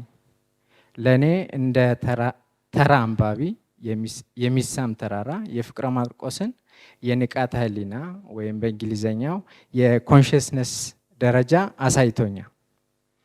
ንቃተ ህሊና በ3 ደረጃ ሊከፈል ይችላል። መረጃን በአግባቡ በስሜት ህዋሳት መመልከት ወይም ሴንሴሽናል የሆነ እንደ መጀመሪያ ደረጃ ሊወሰድ ይችላል። የተቀበሉትን መረጃ ማስላትና ማሰላሰል ወይም ኮምፒቴሽናል የሚባል ሁለተኛ ደረጃ ሊይዝ ይችላል። የተመለከቱበትንና ያሰሉበትን መንገድ ማየትና ማስላት ወይም ፌኖሚናል 3ኛ ደረጃ ነው። አንዱ ደረጃ ያለ ሌላው ሊኖር የሚያዳግተው ቢሆንም ከአንዱ ወደ ሌላው ደረጃ የተሸጋገረ የንቃተ ህሊና ባለቤት መሆን ቀላል ጉዳይ አይደለም። ለእኔ የሚመለከቱበትን መመልከት መቻል ጥቂቶች የሚደርሱበት የሚታደሉት ትልቅ የንቃተ ህሊና ደረጃ ይመስለኛል። መሳሪያ ወይም ቴክኖሎጂ መጠቀምና ማረጋገጥ ባልችልም በሚሳም ተራራ ላይ የቀረቡትን ነጥቦች ላይ ተመስርቼ ፍቅረ ማርቆስ የደረሰበትን የንቃተ ህሊና ደረጃ መገመት ችያለሁ። ግምገማዬን ለማካሄድ ብዙ መጽሐፉን አልዳስስም። በጣም የገረሙኝ 2 ጉዳዮችን ብቻ እጠቅሳለሁ። መጀመሪያ የስር የሌላት አድናቆት በሚል ርዕስ ባቀረበው ታሪክ ተከራይቶ ይኖርበት የነበረውን የሀበሻ ባህሪን ያሳየናል። በዚህ ክፍል መጨረሻም የቀድሞ አድናቂው ባለቤቱ ጋር የነበረውን የመጨረሻ ሁኔታ እውነት ትንፋሿ ቆሞ ሞተችብኝ ብሎ ሲያጠቃልል ከተገለጸው ታሪክ በላይ ስለ እውነት የሚያየውን አይኑን እንዳየ መገንዘብ ችያለሁ። በሁለተኛ በአንጻሩ ቮይድ ባዶ አይደለም በሚለው ርዕስ ውስጥ አፍሪካ ምን ያክል በምዕራቡ ክፍለ ዓለም ርዕዮት ተተብትባ እንደምትኖር ይጠቅሳል። ትልቁ ጉዳይ የአፍሪካ ልጆች አፍሪካን የሚመለከቱበት መንገድም ከምዕራቡ በቀሰሙት ትምህርት እንደሆነ ያሳያል። አልተመለከትንም ማለት ግን ባዶ እንዳልሆነ በተለይ ለወጣቱ ሲያስጠነቅቅ አይኑን እንዳየ ግልጽ ነው።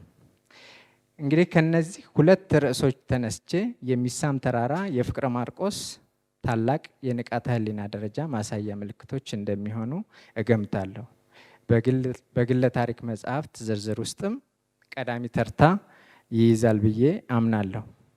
ይህ ሳይሆን ቢቀር ግምቴ ትክክል ባይሆን ግምቴ ውድቅ ሊሆን ይችላል እንጂ የመጽሐፉን ወይም የፍቅረ ማርቆስን ዋጋ ይቀንሳል ብዬ አልገምትም። አመሰግናለሁ። እንደምን አመሻችሁ። ፍቅረ ማርቆስ እንኳን ደስ አለ፣ እንኳን ለሀገርህ መሬት አበቃ። ጋሽ ብርሃኑ ትንሽ አጠር ያለ ነገር ነው ብለዋል። እኔ ደግሞ ትንሽ ረዘም ያለ ነገር ነው። ከዛ በፊት አንድ ቲፕ ልጨምርላችሁ ስለ ዶክተር ብርሃኑ። የኢትዮጵያ ሳይንስ አካዳሚ የወጣቶቹ ዘርፍ ኃላፊ ነው እና ታዋቂ ተመራማሪ ነው። ፍቅረ ማርቆስ ኬሚስት ነው፣ ብርሃኑ ኢንጂነር ነው እና እሱም ቀስ እያለ ወደ ጥበብ እንዲመጣ ደግሞ እመኝለታለሁ።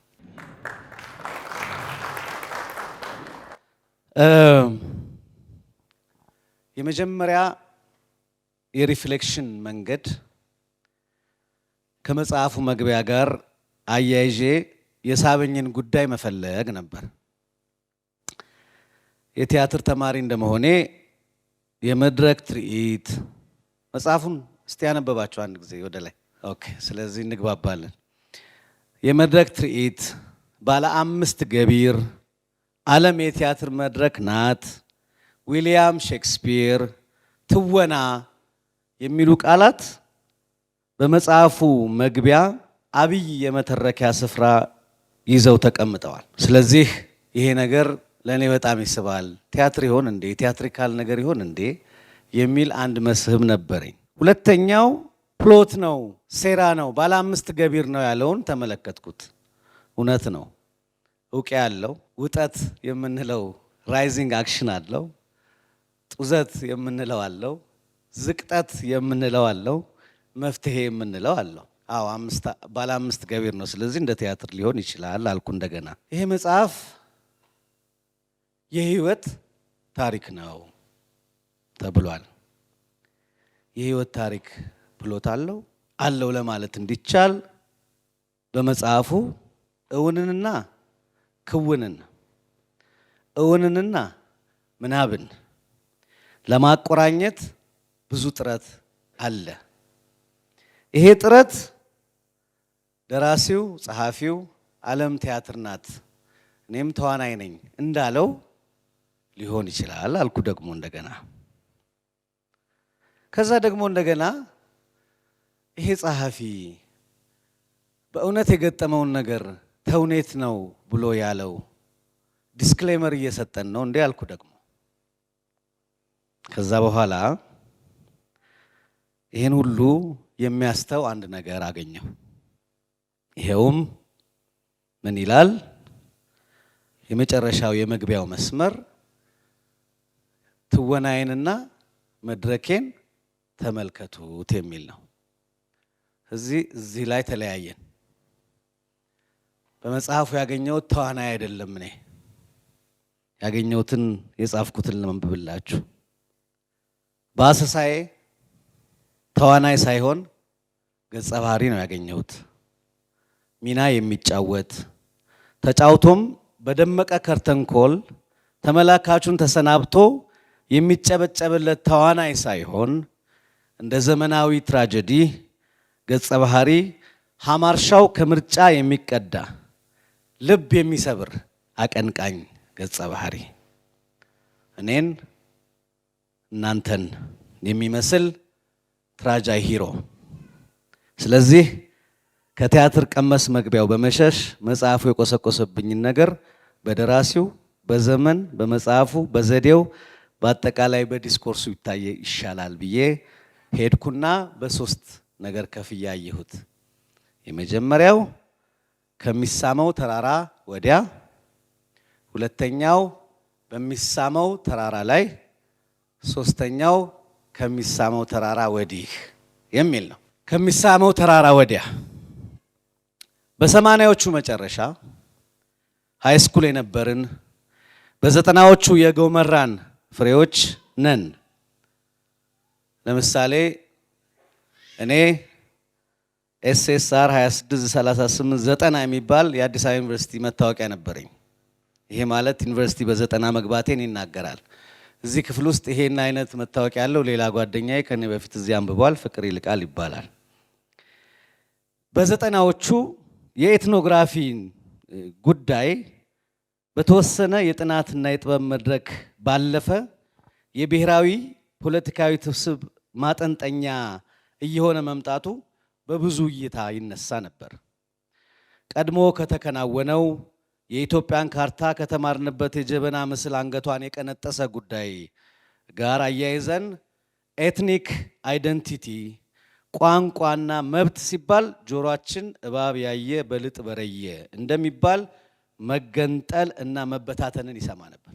በ90ዎቹ በተለይ በሶሻል ሳይንስ ሰፈር የነበርነው ተማሪዎች በዛው ዩኒቨርሲቲ ቀድሞ ኤትኒክ አይደንቲቲ እንዲከበር በሞቱበት ግቢ እኛ የ90ዎቹ በጣም ፈራ ነው። እንዳንለያይ ፈርተን ጉዳዩ በፖለቲካው ሜዳ ሲጮህ እኛ አይናችንን ጨፍነን እጅ ለእጅ ተያያዝንበት ዩኒቨርሲቲውን። የኤርትራ ልጆች ናችሁ ተብለው ከዶርማችን ከቅፋችን እንደተወሰዱት እንዳንለያይ ፈርተን የኤትኒክ ጉዳይን በጣም ፖለቲካል አድርገን ተመልክተን ራቅ ነው። ከየትም እንምጣ ሳንጠያየቅ እንደ ሰው ተጣበቅን። በዚህ የመበርየት ዘመን የአይደንቲቲ በተለይም የኤትኒክ አይደንቲቲ ነገር ውብ የባህል ጉዳይ አድርጎ ያቀረበልን ከተራራ ጀርባ ያሉ ወገኖቻችንን ጣፋጭ ጥዑም ኑረት በወሸኔያዊ ስነውበት የገለጠልን ሰው ተገኘ። ይህ ሰው ፍቅረ ማርቆስ ደስታ ይባላል። ከቡስካ በስተጀርባ ኢቫንጋዲ የዘርሴዎች ፍቅር ልባችን ፍቅር ከፈተው። የበረየንበት የኤትኒክ ጉዳይ በደራሲው ውብና አይን ከፋች ስራዎች፣ በተነሸጡ የሙዚቃ ስራዎች፣ የፊልም ስራዎች ወገኖቻችንን ለማየት ተደፋፈርን። በጎሳዬ ተስፋዬ ኢቫንጋዲ ተጫወትን። ጸማኮ ፊልምን አይኖቻችን እስኪቦዙ ደጋግመን አየን፣ ተወያየን። ትራዲሽናል ድራማ የሚባል ኮርስ እየተማርን እያስተማርን በተግባር የፍቅረ ማርቆስን የወገን ፍቅር ተራሮቹን ጎበኘናቸው። የሀገሩ ሁሉ ከያኒ የወገኑን ዜማ ማዜም ፋሽን አደረገው። ከሚሳመው ተራራ ወዲያ ተራራው በጣም ያልተነገረለት ተጽዕኖ ፈጣሪ ነበር። ዛሬ ይሄን እናገር እፈልጋለሁ እንደዛኛው ትውልድ አባል። ሁለተኛ በሚሳመው ተራራ ላይ በሜሞየር ጽሁፍ ወቅት ሜሞ እንግዲህ ይሄንን መጽሐፍ ነጋሽ ደረጀ ስነ ጽሁፍ አስተማሪዎች የት ሰፈር እንደምትወስዱት አላቅም። በእንደዚህ አይነት ጽሁፎች ላይ ግለ ንግግር ግለ ታሪክ የመሳሰሉት ነገሮች አሉ። ግን አላቅም ስም ተሰጥቶት እንደሆነ ሜሞ የሚባለው ሜሞየር ወይም የሚባለው አይነት ዘር ደግሞ የሰውን ታሪክ ከልጅነት እስከ መጨረሻው መተረክ ሳያስፈልግ በተወሰነ ትውስታ ላይ ተመስርቶ መጻፍ የሚቻልበት አይነት ዘር ነው። እንደዛ አድርጌ ነው ያየሁት እኔ። በሜሞር ጽሁፍ ወቅት ድምፅን ወይም መቆሚያ ስፍራን መለየት ትልቅ ዘዴ ተደርጎ ይወሰዳል። ድምፅህ እንደ ብዙዎቹ እንከን የለሽ መስሎ መታየት ነው። ከሄርኩለስ መለስ ከቴዎድሮስ ዘለስ ብለህ መታየት ነው። ሲቪህን መሸጥ ነው፣ መስበክ ነው። ከሚሳመው ተራራ ላይ ሰውየው በልባችን ተራራ አክሎ መገኘት ፈልጓል። ድምፁ ግን ተራራ ነኝ አይልም። የጋሽ መንግስቱ ለማን ሂዩሚሊቲ፣ የጋሽ አባተ መኩሪያን መዋረድ ፍቅር ነው የሰማሁት። የመንግስቱ ለማ መዋረድ ያልኩት አንድ ግጥም አለ፣ ታውቁት እንደሆነ አላቅም። በጠራ ጨረቃ በኩለ ሌሊት ጋሽ መንግስቱ አንዲት ልጅ ወደዱና በጥፊ መታቻቸው። ከዛ ግቢው በሙሉ ያንን ወሬ ያወራ፣ የሚኖሩበት ዩኒቨርሲቲ። እኛ የመሰሉ ቄስ፣ የቄስ ልጅ ትልቅ ሰው ወደድኩ ብሎ በጥፊ ተመቱ። ከዛ ያንን ነገር ይዘውት ቁጭ ቢሉ ሰው ሁሉ ማውራቱ አይቀርም። ስለዚህ እሳቸው ቀድመው ግጥም አድርገው ጽፈው ሲያቀርቡት እየተባለ ተከበሩ። የእሳቸውን ዘዴ አገኘው ሰውየው። ጋሽ አባተ በህይወት እያለ እኔ በጣም የምወደው ነገር መዋረድ ነው ይለን ነበር። የሰው ልጅ ሰው መሆኑን የሚያውቀው ሲዋረድ ነው ይል ነበር። ጋሽ አባተ በሚሰራበት ቦታ 11 ጊዜ ተባሯል ከስራ እና ሁል ጊዜ ከማዘጋጃ ቤት፣ ከቴሌቪዥን፣ ከብሔራዊ ቲያትር፣ ከሀገር ፍቅር ይባረር ነበር እና በተባረርኩ ቁጥር ሰው እየሆንኩ የበለጠ ሂዩሚሊቲ እያዳበረኝ እያጠገነኝ ሰው እያደረገኝ ሄደ ያለውን ለመጥቀስ ፈልጌ ነው። የጋሽ ተስፋዬ ካንዶር የሚባል ነው ሌላ ነጥብ እዚህ ተራራ ላይ የማየው። ካንዶር የሚባል ነገር ግልጽነት ብንለው ትንሽ ያሳሳዋል ወይም ትንሽ ያሰንፈዋል ቃሉን። ካንዶር በቃ እንደ ራቁት እንደመሆን ግልጥ ያለ ነገር ማለት ነው። እና የተስፋዬ ገሰሰ ካንዶር ያለው ዘዴ ነው የምሰማው። በጣም የምትወዱ ሰዎች ይኖራላችሁ፣ ሌላ ቀን እናገራለን። ጋሽ ስብሐት ካንዶር ያለው ሰው ነው ይባላል። እኔ አልስማማ። ብዙ የደበቀን ነገር አለ ብዬ አምናለሁ። ሌላው ደግሞ ለምን ሲሳይ why is my name ብሎ የጻፈው ሜሞ አለ። እሱም እንደዚሁ በካንዶር የተሞላ በግልጽነት የተሞላ ነው። ይሄ ሁሉ ጠራኝ ተራራው ላይ ስቆም እና አንድ ነገር ልጠይቀው ፈልጋለሁ። በኋላ ሲናገር መልስ ሲሰጠን ወይም ሲነግረን ለሌሎቻችን መማሪያ ይሆናል ብዬ ምናልባት ይሄ ሰውዬ ብሌክ ሞሪሰን የሚባል ሰውዬ ያቅ ይሆን ወይ? በጣም ብዙ ነገሩ ስለተገናኘብኝ ነው። ይሄ ብሌክ ሞሪሰን የሚባል ሰው የጄአር አርክሌ ባዮግራፊ አዋርድ ተሸላሚ ነው። እንግሊዛዊ ነው። ምን የሚል መጽሐፍ አለው? and when did you last see your father እና memories my mother never told me የሚል ነው። አንደኛው አባቱ ሲሞቱበት ባሉት 10 ወራት ህመሙን ስላልቻለው የመለየቱን ህመም በ11ኛ ወር ላይ የጻፈው መጽሐፍ ነው። ተሸላሚ ነው። ሁለተኛው ደግሞ እናቱን አይቷቸው አያውቅም። እናቱ ነግረውት የማያውቁትን ትዝታ ነው የጻፈው። ሁለተኛው ደግሞ እናት ብትኖረኝ ብሎ ማለት ነው። እና በሁለቱም ተሸልሟል ይሄ ሰውዬ። እና ይሄ ሰውዬ የጻፈው ስለ ሜሞር አጻጻፍ የጻፋቸው ነገሮች በሙሉ በኢትዮጵያ የሜሞ አጻጻፍ ውስጥ ያላገኘኋቸው ይሄ መጽሐፍ ላይ ያየኋቸው ከዚህ በኋላም ይሄ ሰውዬ ፈርቀዳጅ ይሆናል ብዬ ያመንኩባቸው ነገሮችን አገኘሁ። እና ይሄ ሰውዬ በጣም ብዙ ነገሮች ይናገራል። አንዱ ካንዶር ያልኳችሁ ነው። ለምሳሌ በጣም ኢንትረስቲንግ የሆነ ነገር ትንሽ ጥቅስ ልንገራችሁ። when writing about your own life it's important to get the monkeys off your shoulder to be uninhibited by the possible fallout of your words. You can worry about the people later when you are editing. In mid-flow, you need the illusion of privacy. Not to be anticipating people's reactions. Blah blah ያለ በዚህ መንፈስ ነው የሚያወራው። ልክ ፍቅረ ማርቆስ ያደረገው ነው። ጦጣዋን ከጀርባ ላይ ጣላት አለ። ብዙ ጊዜ ማለት ሁሉ ጊዜ ጦጣ እንደተሸከመ ሰው ነው የምንሆነው። የፍርሃታችን መጠን ማለት ነው። ይኸው ጦጣ ይዟል እንደምንባል ነው የምንፈራው። ጦጣዋን ጣላት። ልክ ራስ ለራስ እንደምትናገረው ታሪክህን ተናገር። ስለ ሌሎች ነገሮች በኋላ ታስባለህ። ኢንሂቢትድ አትሁን ይላል። ይሄ ይቻላል እኛ ጋር ይቻላል? ይቻላል አለ ሰውየው። በጣም ግሩም ድፍረት ነው። በጣም ግሩም ሂዩሚሊቲ ነው። ነገር ግን ደግሞ ኢት ፔይድ ኦፍ ለሱ በጣም ሰርቶለታል። በጣም ከፍሎታል። ምክንያቱም ህይወት ትንሽ አስቀያሚነት አላት። ጥበብ ግን ውብ አድርጎ ያቀርባታል። ያን ጊዜ የተቸገረው ይድናል፣ የወደቀው ይነሳል፣ የደቀቀው ይሰበሰባል፣ እንደገና ይታነጻል፣ ቆሞ መሄድ ይችላል። እና ጥበብ ኃይል ስላለው ይሄን ሁሉ ነገር አድርጎለታል።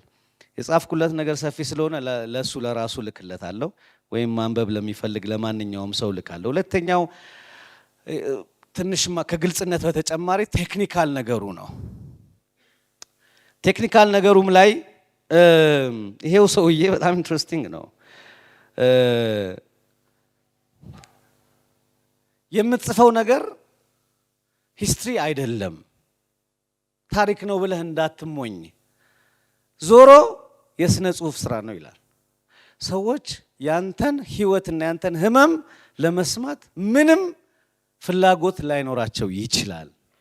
የሚስባቸው ነገር ውበት ነው፣ ውበት ነው፣ ውበት ነው ይላል። ይሄ ውበት አሁንም እዚህ መጽሐፍ ላይ አለ። ሶስተኛው እዚሁ ተራራ ላይ ያየሁት ነገር አሁን ካልኩት ጋር ህመም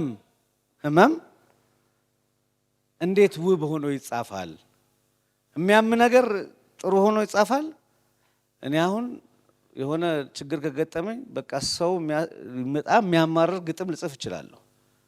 ህመሜን የገለጽኩ ነው የሚመስለኝ እኔ። ግን ለካ ችክ ይላል፣ ያ በጣም ይቸካል። ለካ ህመምም ሲገለጽ ውበት ይፈልጋል። ቅድም ያልኳችሁ ሰውዬ ምን አለ? ዴዝ እሱ መሞት ላይ ስለጻፈ ዴዝ is often the basis of life writing but it cannot be all gloom misery memories have a bad name let there be light playful digressions and a graveside joke or two ሞት እንኳን ቢሆን ብርሃን ያለበት ትንሽ ቀለል የሚያደርግ አገላለጽ በጣም ይጠቅማል አለ። ለካ ለዚህ ነው የወደድኩት ፍቅሬ። አራተኛ እዚህ ተራራ ላይ ሆኜ የሰውየውን የህመም ሁኔታ፣ የታሪክ አገላለጽ፣ የቋንቋውን ውበት፣ የስትራክቸሩን ሁኔታ በሙሉ አጭር ስትራክቸር ነው ያለው መጽሐፉ። ቶሎ ቶሎ ላፍ የሚደረግም ደስ የሚል ቫራይቲ ያለው ከአንዱ ወደ አንዱ። እሱን አይቼ አንድ የጻፍኩለት ግጥም ነበረ። እሱን ግጥም ካላያችሁት ብዬ ላንብብላችሁና ጨርሼ እወርዳለሁ። ህመምህ አመመኝ፣ ደስታህ ደስ አለኝ፣ ተስፋህ ተስፋ ሰጠኝ፣ ተሰብረህ ሰበርከኝ። ስብርባሪ ለቅሞ ሰፍቶ ልብህ ሳየው ስትቆም አብሬ ቆምኩ ችግርህን ስጥፈው። እንዴት መከራውን ውብ ይተርካል ሰው፣ እንዴት ሰቀቀኑን ያቀነቅናል ሰው። የተሰበረ ቅስም ቀሰም የሚሆነው መከራ ተጠቅሶ ውብ የሚቀለመው እንዴት ባለ ቀንዲል ልብ ቢበራ ነው። ህመምህ አመመኝ፣ ቆሻሻህ አደፈኝ፣ ቃላትህ አጠበኝ። ጥበብ ስታክምህ ህመምህ ተሻለኝ የሚል ነው። አመሰግናለሁ። እሺ፣ ከዚህ በመቀጠል ደግሞ ተጓዡ ጋዜጠኛና ደራሲ ሄኖክ ስዩም ከሚሳም ተራራ መጽሐፍ ላይ የመረጠውን እንዲተርክልን በጣም በታላቅ አክብሮት ወደ መድረኩ ጋብዛለሁ። አመሰግናለሁ። እንኳን ደስ አለ። የኔ ስሜት ነባ ያለውን ነገር ግጥሙ ሙሉ ለሙሉ ይገልጸዋል ብዬ አምናለሁ። መጽሐፉን ሳነበው የተሰማኝ ስሜት እና ፍቅረ ማርቆስ ባዮፊሊስት ነው። ፈረንጆቹ በዚህ መጠን ከተፈጥሮ ጋር የተቆራኘን ሰው ባዮፊሊስት ሲሉ ይገልጹታል። ዛሬ አንድ ሰው ሊያገኘኝ ፈለገና ትላንትና ሲደውልልኝ ነገ አይመቸኝም የፍቅረ ማርቆስ መጽሐፍ ፕሮግራም ላይ ተጋብዣለሁ አልኩት። አንዴ ላግኝና አለኝ። አገኘኝ። ምን ልሰራ ነው የምትሄደው አለ። አይ ሰውየው በጣም የምወደው ሰው ነው አልኩት። አትወደው? አሁን የእስካሁኑን መጽሐፍ ጻፈ ብለህ ነው የምትወደው? አቤት የሱን ሾርት ስቶሪዎች ብታያቸው ኖሮ አለኝ። ያ ሰው ዶክተር ዘላለም ተፈራ ይባላል። በወቅቱ እሱ የኦሞ ፓርክ አስተዳዳሪ ሆኖ ከሱ ጋር አብሮ የነበረ ነውና እዚህ መጽሐፍ ላይ ተዘሏል። መጽሐፉ ላይ ስላላነበብኩት ያለ አልመሰለኝም። የአዋፍ ቋንቋ ተናጋሪው ጓደኛዬ የምትለዋን ክፍል ነው የማነበው። ፍቅረ ማርቆስ ከቀናት በፊት በስልክ እስክናወራ ድረስ ይሄ ሰውዬ ምን ይሁን ድሮ እንደተለያዩ ቀርተው ነበር። እዚህ ጋር የሚተረክለት ሰውዬ ጋሽ ይልማ ደለለኝ ይባላል። አሁን አፍሪካ ካሏት የወፍ ሊቃውንት አንዱ ተብሎ የሚቆጠር ነውና ያ የሐመር ህይወት ከነማን ጋር እንዳሳለፈ ሳስብ የታደለ ሰው ነው። በብዙ መልኩ ነው የተሰራበት። ማላቃቸው ደግሞ ሌሎች ሰዎች ምን አይነት ሰዎች እንደሆኑ እገምታለሁ። ውለታህም አለብኝ። እኔ ያንተ ቀበሌ ሻንቆ ብዙ ጊዜ አብልታ ጠጥታ በክብር አስተናግዳኛለችና ለሱም እጅ ነሳለሁ። የሥራ ዓለምን የጀመርኩት በመምህርነት ነው። መምህር መሆኔን ግን አልወደውም ነበር። ዲፕሎማቲክ ማሽሞንሞን በሌለው ሁኔታ መምህርነት ዓለም የመሰከረለት ጥሩ ሙያ ነው። ነገር ግን ዝንባሌና ተስጦ ካልታከለበት ሙያው ጥሩ ስለሆነ ብቻ መርካት አይቻልም። አስተማሪ ብዙ አለቃ አለበት።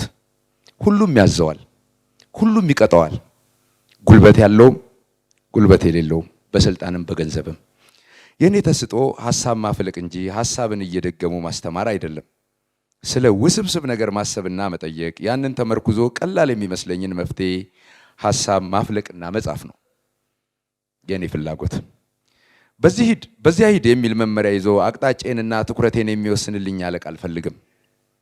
አለቃዬ ህሊናዬ ነው። ውጤታማ የምሆነው በራሴ ስመራና በራሴ አቅጣጫ ሲሄድ ነው። ሙዚቀኛ ተፈጥሮንና ውበትን በቅላጼው፣ ሰዓሊው በቀለሙ፣ ቲያትረኛው በትዕይንቱ፣ ፊልም ሰሪው በብርሃን እንደሚገልጻት ሁሉ እኔም ተፈጥሮን በቃላት በሐሳብ መግለጥ ነው የኔ ፍላጎት። አስተምር በነበረበት ትምህርት ቤት 3 ቡድን ነበር። የመንግስት የነበረውን የኢሰፓ ፓርቲ የሚደግፍ በአንድ በኩል፣ ኢሰፓን የሚቃወም በሌላ በኩል። እኔ ከ3ኛው ቡድን ውስጥ ነበርኩ። ሁለቱንም ፖለቲከኞች ከሚጠሉት። እባብ ያየ በልጥ ይሸሻል እንዲሉ ለእኔ ፖለቲካ እባብ ነው። ቀድሞም ይሁን ዘግይቶ ይናደፋል፣ ይገላል፣ ያሳስራል፣ ወይም አገር አስጥሎ ያሰድዳል። ላይቀርልህ በፖለቲካ ዙሪት ከዚህ ውጭ ይሆን አላየሁም። ተስፋዬ ማትስ እንግዳና ጣሃ ስፖርት ቀልድ ይወዳሉ። ደረጀ ታሪክና ትረካ ያውቃል። ሌሎች የመንግስት ሰራተኞች በአመዛኙ ደረጀን በጨዋታ የወዛ እውቀቱን ስለሚወዱለት ንግስት ንብን እንደሚከቡ ድንጉላዎች ይከቡታል። ተስፋዬ ኩባ ተምሮት በመጣው ፊዚክስ ነው ህይወትን የሚበልታት። ለጥያቄው መልስ ማግኘት አለበት፣ ለማንኛውም ውጤት መነሻ አለው ባይ ነበር። እኔና ተስፋዬ በጣም እንግባባ ነበር። አይኬ አስፋው ከታሪክና ፖለቲካ ውጪ ቀልቡ አይሳብም። ባህር ወሰን ደግሞ የተለየች ናት። ጊዜዋን አጥፍታ የተቃጠለ ሰዓት ጭማሪ መጠየቅ አትፈልግም። ውጤት በሌለው ክርክር ጊዜዋን አታባክንም። ስታወራ አስባ ነው። ባለባበሷ ጥንቁቅ ነች። ስትዝናና ክንፍ አውጥታ የምትዝናና። ሰብለ እንደ መካከለኛው ዘመን ንግስቶች ዘንካታ ናት፣ ታነባለች። ሳቋና ንግግሯ እንኳን ከሰው ከአየሩ ጋር የሚስማማ ነው። ትዝ የሚሉኝ ተማሪዎችም አሉ። መሐመድ፣ አባይነህ፣ ደረጀ፣ ከድር፣ አመለወርቅ የምወዳቸው ጎበዝ ተማሪዎች ነበሩ። የምነግራቸውን ውስብስብ ነገሮች መረዳት የሚችሉ። እኔን የቅርብ ጓደኛ የሆኑ ብዙ ነገር ያሳወቀኝ ደግሞ የኦሞ ፓርክ ኃላፊ ወይም ዋርደን የነበረው ይልማ ደለለኝ ነው። ይልማ ስለ ብዝሃ ሕይወት ያጠና ቢሆንም በራሱ ጥረት ምናልባትም ቀዳሚው በሀገራችን ውስጥ ያለ የአርኒቶሎጂስት ሳይንቲስት መሆን የቻለ ነው። የመጀመሪያ መጣጥፉን ናይሮቢ ኬንያ በሚታተም ዋይልድ ላይፍ መጽሔት ላይ እንዲያወጣ የገፋፋሁት እኔ ነኝ። እሱም ብዝሃ ሕይወትን በተመለከተ እኔ ስራዎች ውስጥ የጨመረው አለ። ይልማ ስለ እንስሳት በተለይም ስለ አዋፋት ሲያወራ ከወፎች ዓለም ውስጥ ኖሮ የተመለሰ እንጂ ለማወቅ ብሎ ስለነሱ ያወቀ አይመስልም። በ19ኛው ክፍለ ዘመን አጋማሽ እንደነበረው ጀምስ አድቦን አዋፍን የሚያውቃቸው እየሳለና ባህሪያቸውን እያጠና ነው። በሱ ምክንያት የኦሞና ማጎ ፓርኮችን እንስሳት አዋፍ አወቅኳቸው። ከደረቱ በማይለየው ባይኖኩላር ምርር እስኪለኝ ነበር ወፎችን እንዳይሚገፋፋኝ። ይልማ አዋፍን በዝማሪያቸው ይለያቸዋል። ስደተኛ ወፎችን ከነባር ወፎች ይለያል። ነባሮችን ደግሞ እኛ ሀገር ብቻ ያሉና የሌሉ ብሎ ይከፍላቸዋል። የመስቀል ወፎችን ከመኸር ወፎች ይለያቸዋል። ሌላውና እጅግ ከፍተኛ ውለታው ስለ ዲያን ፎሲና ጄን ጎድል ዝነኛነት ለመጀመሪያ ጊዜ የሰማሁት ከሱ ነው። ኬንያ ውስጥ የሚኖረው ፖሊዮ አንትሮፖሎጂስቱ ዶክተር ሉዊስ ኪኪ በቱርካና አካባቢ አርኪኦሎጂ ጥናት የሚያደርግ ታዋቂ ሳይንቲስት ነው። ፖሊዮ አንትሮፖሎጂ በቁፋሮና በድንጋዮች ፎሲል ላይ ስለ ቀደምት ሰዎች ጥናት የሚያደርግ የሳይንስ ዘርፍ ነው። ሊኪ ከተመራማሪነት ባሻገር ተሰጥቶት በነበረው ኃላፊነት በጭላዳና በጎሬላ ላይ ጥናት የሚያደርግ ተመራማሪ ይፈልግ ነበር። በሊኪ እምነት ጥናቱ ከፍተኛ ትዕግስትን ይፈልጋል ብሎ በማሰቡ በምርምር ዓለም ብዙ ዕውቅና ያልነበራቸው ሴት ተመራማሪዎች እንዲይዙት ምኞቱ ነበር። ጄን ጎዶልና ዲያን ፎሲ የተፈጥሮ ፍቅራቸው አስገድዷቸው በራሳቸው ወጪ ደጋግመው ወደ አፍሪካ የተመላለሱ እንስቶች ናቸው። በአጋጣሚ የዶክተር ሊኪን ፍላጎት በየራሳቸው መንገድ ሰቡ። ሁለቱም ፍላጎቱ እንጂ የትምህርት ዝግጅትና የተመራማሪነት ልምድ ባይኖራቸውም የተፈጥሮ ፍቅር እንዳላቸው በመረዳታቸው የጥናት ምርምር እድሉን እንዲሰጣቸው ሊኪን ተማጸኑት። እንደኛ የወረቀት ነብር ያልሆነው ሊኪ ዋናው ፍቅር ነው ብሎ የመስክ ጥናት ልምድና ትምህርት ዝግጅት ሳይኖራቸው በእምነት ብቻ እድሉን ሰጣቸው። ዲያና ፎሲና ጄን ጎደል ፋና ወጊ የሆነ ጥናታቸው በጽሁፍና በዶኩሜንተሪ ፊልም ሲቀርብ ታይቶ ተሰምቶ የማያውቅ አድናቆት ከአጽናፍ እስከ አጽናፍ አስተጋባ። ጄን ጎደል በታንዛኒያ፣ ዲያን ፎሲ በሩዋንዳ ተራሮች እንደ ከዋክብት ተንቦገቦጉ። የዚያን ገድል ምክንያት የሆነውን ጎሬላ ኢን ዘ ሚስትን ያየሁ ቀኑ እንደ ፊልም ቤት ጨልሞ በገሃድ ወደ ጎሬላዎች ተራራ ሄድኩ። ዲያና ፎሲ ለ18 ዓመታት ትዕግስትን በሚጠይቅ ከአዳኞች ጋር ጉሮምቦ ለጉሮምቦ ተናንቃ በጭካኔ መሞቷን ስሰማ አብሬያት የሞትኩ ያክል ተሰማኝ። ህመሟ አመመኝ። ለጎሬላዎች የነበራት ፍቅር እስከ መቃብር ቃል ኪዳን በሷ መስዋዕትነት አበቃ። የሰው ልጅ ራሱን ለሚያምንበት መስዋዕት እስከ ማድረግ መሄድ ትንሽ ዋጋ መክፈል መሆኑን ተረዳው። ጄን ጎደል እንደ ፎሲ አትሙት እንጂ 30 ዓመታት የፈጀ ትዕግስቷንና ጽናቷን ሳውቅ ውስጤ ለመብረር እንደተዘጋጀ አውሮፕላን ስብስብ ብሎ ጠነከረ። ጄን ጎደልና ዲያን ፎሲ ካደረጉት እኔም አደርገዋለሁ ብዬ ካለበቂ የትምህርት ዝግጅትና ልምድ በሀገራችን ባልተለመደ ሁኔታ በኦሞ ሸለቆ ህይወት ላይ የሚያጠነጥን የስነሰብ ጥናት ላይ የተመረኮዘ ኤትኖግራፊ ልቦለድ መጽሐፍ ጀመርኩ። ቢካሚንግ ኤማን ኢን አፍሪካ እና ብላክ ሳሙራይ ዶክመንተሪ ፊልሞች መነሻ ሀሳባቸውን በእኔ መጽሐፍ ላይ በማድረግ ወጣው የስነ ጽሁፍ አብዮት ፈጠሩ። በቅርቡ ደግሞ የስነሰብ ወይም አንትሮፖሎጂ ትምህርት አጋዥ መጽሐፍ ሆኑ። ነጥሎ በማለም እግም መድረስ እንደሚቻል ተማርኩ። እንደ ኃይሌ ገብረስላሴ ጠንክረው ከተለማመዱና ከሮጡ ማሸነፍ እንደሚቻል አረጋገጥኩ። አሸንፋለሁ። እንኳን ደስ አለ።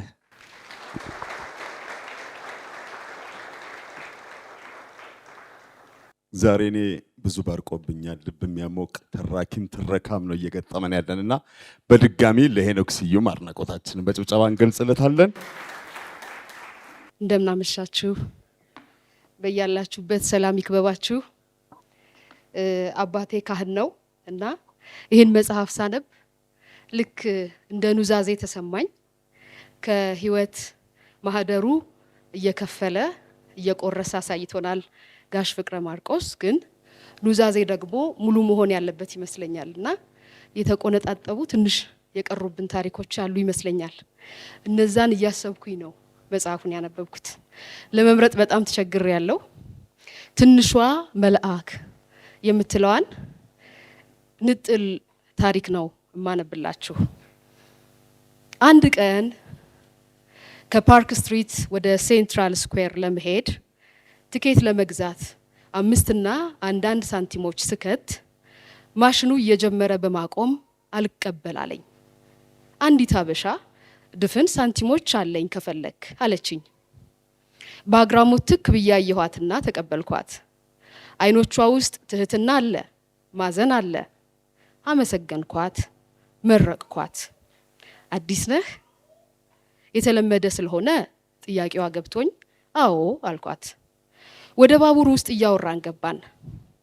ጠረኔ ይከብዳታል ብዬ ከሷ ራቅ ብዬ ቁጭ አልኩ። እሷም ስለገባት የሚያዝናና ጨዋታ ጀመረች።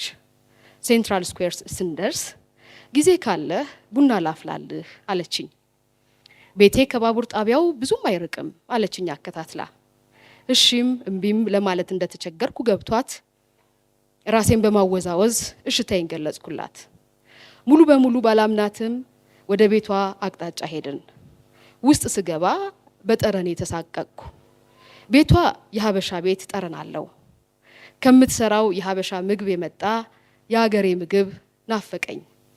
ሶፋ ላይ ቁጭ በል ቶሎ ሽሮ ሰራልሃለሁ፣ ቡናም ትጠጣለህ አለችኝ። ቋንቋ ሰው ስለራበኝ ነው መሰል እንደ ማር የሚጣፍጥ ሆነብኝ። እንባዬ አሁንም ባይኖቼ ግጥም ይላል። እንደ ከስኬ ወንዝ ውስጥ ለውስጥ እየሰረገ በአሸዋ ውስጥ የሚፈሰውን እንባዬን አላየችውም። እየደማ ያለውን ልቤን፣ የተንኮታኮተውን ሞራሌን አላየችውም። በእሷ ውስጥ ኢየሱስ ክርስቶስ ታየኝ።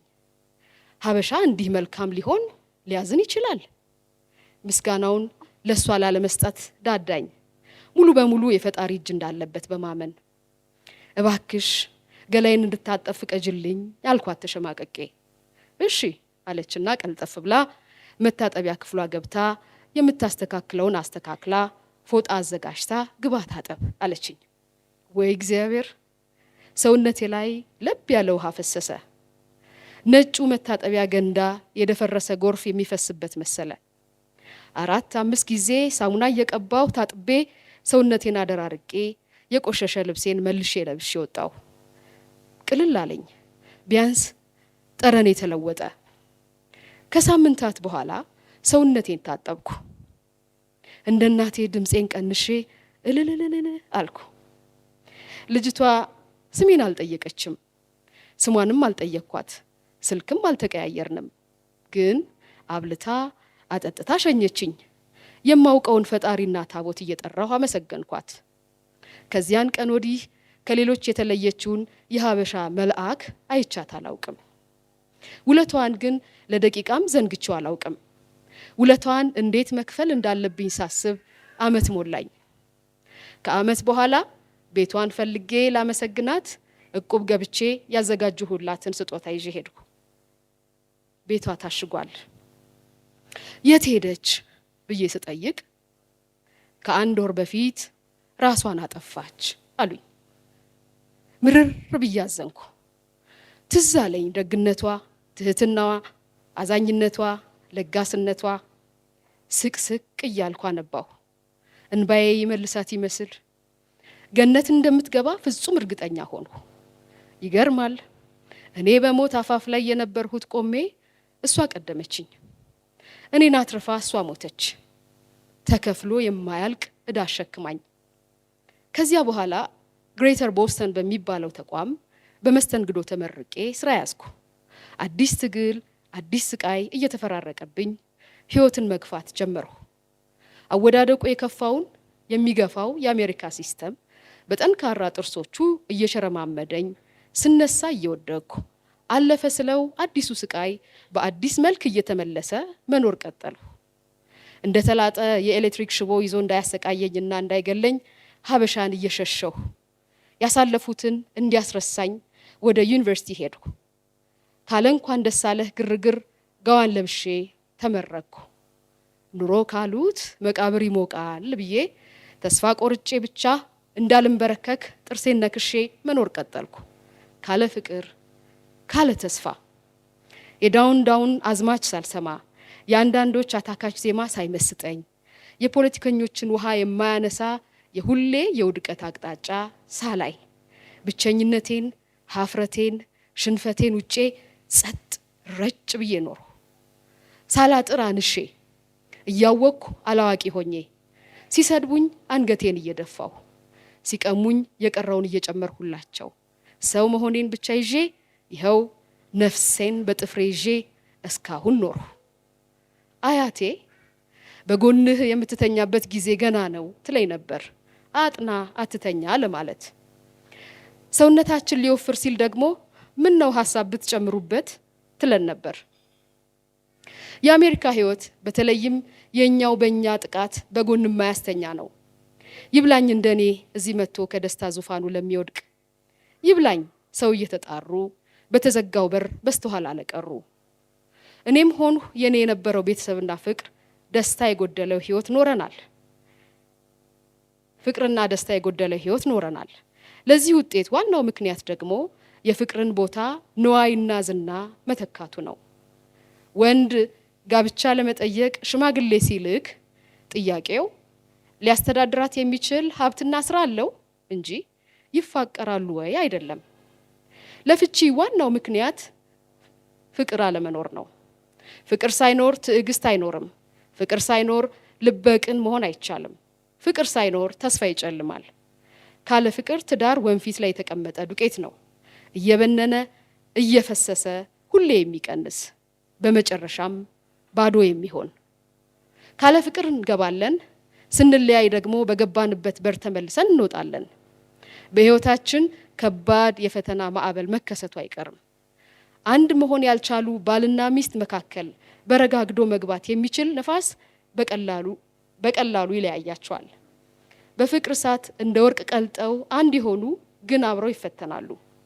አብረው እየወደቁ ይነሳሉ፣ አብረውም ይጸናሉ፣ ፈተናውንም ያልፋሉ። ፍቅር የሌለበትን ትዳር እስከ መጨረሻው የሚታደግ ኃይል የለም። አንድ ቀን ይበተናል፣ አንድ ቀን ይፈርሳል። የአና ካራኒናና ዋር ኤንድ ፒስ ደራሲ የዓለማችን ታላቁ የሥነ ጽሑፍ ሰው ሊዮ ቶልስቶይ ሚስት ሶፊያ ትባል ነበር። ቶልስቶይ በ82 ዓመቱ ሰላምንና ብቸኝነትን ፍለጋ ከቤት ወጥቶ ሳይመለስ እንደወጣ ቀረ። ከጥቂት ቀናት በኋላ አነስተኛ ባቡር ጣቢያ ትንሽ ወረቀት ላይ ጫጭሮ ሞቶ ተገኘ። ወረቀቱ ላይ ያሰፈራት መልእክት እንደተመዘዘ ሰይፍ ፍላጻዋ እስከ ዛሬ አስፈሪ ነው። የፍቅር እስከ መቃብር ደራሲ የተከበሩ ዶክተር ሐዲስ ዓለማየሁ የፍቅር ታሪክ ደግሞ እንደ በረሃ አበባ ማድነቅ ብቻ ሳይሆን ግርምትን የሚጭር ነው። እውቁ ደራሲ ሙያቸው በነበረው የዲፕሎማሲ ተልእኮ ወደ ውጭ ሀገር ሲሄዱ ባለቤታቸው ከሐዲስ ጋር በተኛሁበት አልጋ ብቻዬን አልተኛም እያሉ ዳማከሴ ላይ ሰሌን እያነጠፉ ወለል ላይ ይተኙ ነበር። ሞት አይቀርምና ከዚህ ዓለም በሞት ሲለዩ ሐዲስ ዓለማየሁ ደግሞ ከእሷ ጋር በኖርሁበት ቤት ብቻዬን አልኖርም ብለው ቤቱን ለመዋዕለ ሕፃናት መዋያነት አበርክተው ሄዱ። ሐዲስ ዓለማየሁ ባለቤታቸው ከሞቱ በኋላ በብቸኝነት ባለቤታቸውን በልባቸው እንዳቀፉ ለብዙ ዓመታት ኖረው አለፉ። ከፍቅር እስከ መቃብር የበለጠ ፍቅር እስከ መቃብር በራሳቸው ሕይወት ውስጥ አስነብበውን። አመሰግናለሁ። ሽዮትንም እናመሰግናለን። ለስራ እስራኤል ቴልአቪቭ እንዳለና በዛሬዋ ቀን በዚህ ታላቅ መርሃ ግብር ላይ ብገኝ እንዴት ደስ ባለኝ ብሎ በቪዲዮ የተቀረጸ ሙሉ መልእክቱን አርቲስት ጎሳዬ ተስፋዬ ልኮልሃልና ይህንኑ ከአዘጋጆቹ ትራንስክራይብ ተደርጎ ከተላከው መልእክት እንደወረደ አቀርባለሁኝ። ከድምፃዊ ጎሳዬ ተስፋዬ ከእስራኤል የተላለፈ መልእክት። ሰላም ጤና ይስጥልኝ። አንጋፋው ደራሲ ፍቅረ ማርቆስ ደስታ እንደምን አለህልኝ? እንኳን ለዚህ ቀን አበቃህ ለማለት እወዳለሁ። የሚሳም ተራራ የተሰኘ ድርሰትህን ልታስመርቅ መሆኑን ስሰማ በጣም ነው ደስ ያለኝ። በቦታው ብገኝ ደግሞ ይበልጥ ደስ ይለኝ ነበር። እንደምታውቀው ከረጅም ዓመታት በፊት ኢቫንጋዲ የተሰኘው ስራህን በሙዚቃ እየሰራንበት ጊዜ ነበረ። ከአንጋፋው ደራሲ አበበ ብርሃኔ በዜማ በግጥም ደግሞ መሰለ ጌታሁንና ኤልያስ መልካ በድምፃዊነት ደግሞ እኔ የተካተትንበት ስራ በጣም ደስ ብሎህ መልካም መልእክት እንዳስተላለፍክልኝ አስታውሳለሁ። ያ ደግሞ ያንተ ትልቅ አስተዋጽኦ በስራህ የተገለጸበት መጽሐፍህ አንብበን ተረድተን ለህዝብ ያቀረብነው ሁኔታ ነበር። ይህ ሰፊ በህዝብ ዘንድ እጅግ ተወዳጅ ለመሆንም ችሏል። ፍቅረ ማርቆስ ሁልጊዜ ካንተ የሚደንቀኝ ነገር የምትጽፈው መጽሐፍ ብቻ ሳይሆን የመጽሐፍ ርዕሶችም ጭምር በጣም ያስደንቁኛል። በግሌ ካነበብኳቸው መጽሐፍት መካከል ከቡስካው በስተጀርባ ኢቫንጋዲ፣ የዘርሲዎች ፍቅር፣ የጃገማ ኬሎ፣ የበጋው መብረቅ ትልቅና ጥልቅ ሀገራዊ መልእክት ያላቸው ሆኖ ይሰማኛል። አሁን ደግሞ ከዓመታት ቆይታ በኋላ ያሳተምከው የሚሳም ተራራ መጽሐፍህ በህዝብ ዘንድ እንደሚወደድ ምንም ጥርጥር የለኝም። አንድ ሰው ልብስ ሲገዛ በውሃ ይለቅ ይባላል። ያንተም የሐዲሱ መጽሐፍ በአንባቢያን ይዝለቅ ለማለት እወዳለሁ። ባለህበት ሁሉ ሰላም ሁን። ብኖር በጣም ደስ ይለኝ ነበረ። አከብርሃለሁ፣ እወድሃለሁ። በኢትዮጵያ ሕዝብ ስምና በደራሲያን ስም ሁሉ ላመሰግንህም እፈልጋለሁ። እስከዚያው ባላችሁበት ባለህበት ሰላምና ጤና ሁኑልኝ። ሀገራችንን ሰላም ያርግልን። መልካም ጊዜ ይሁንላችሁ። በድጋሚ እንኳን ለዚህ ልዩ ቀን አደረሰህ። ድምፃዊ ጎሳዬ ተስፋዬ ከእስራኤል ቴል አቪቭ። ከዚህ በመቀጠል ደግሞ ፍቅረ ማርቆስ ደስታ በስራዎቹ ክብራቸውን ለመግለጽ አንድ ግለሰብ ሁለት ተቋም ሽልማት ወይም ደግሞ እውቅና ለመስጠት ፕሮግራም አስይዘዋል። በዚህ መሰረት የመጀመሪያው የኢትዮጵያ ቱሪዝም ጋዜጠኞች ማህበር ተወካይ ወይም የማህበር የሥራ አመራር ኃላፊ ካልሆነ ደግሞ ሄኖክ ስዩም ትታየኛለህና ወደዚህ ትመጣልኛለህ። የኢትዮጵያ ቱሪዝም ጋዜጠኞች ማህበር የእውቅና የምስጋና ሰርተክፌቱን ለማበርከት መጥቷል። ጋሽ ደረጀ ሸልሙልኝ እያለ ነው ያለው። ጋሽ ደሬናልኝ እንግዲህ የተጻፈው የምስጋና ምስክር ወረቀት ለደራሲ ፍቅረ ማርቆስ ደስታ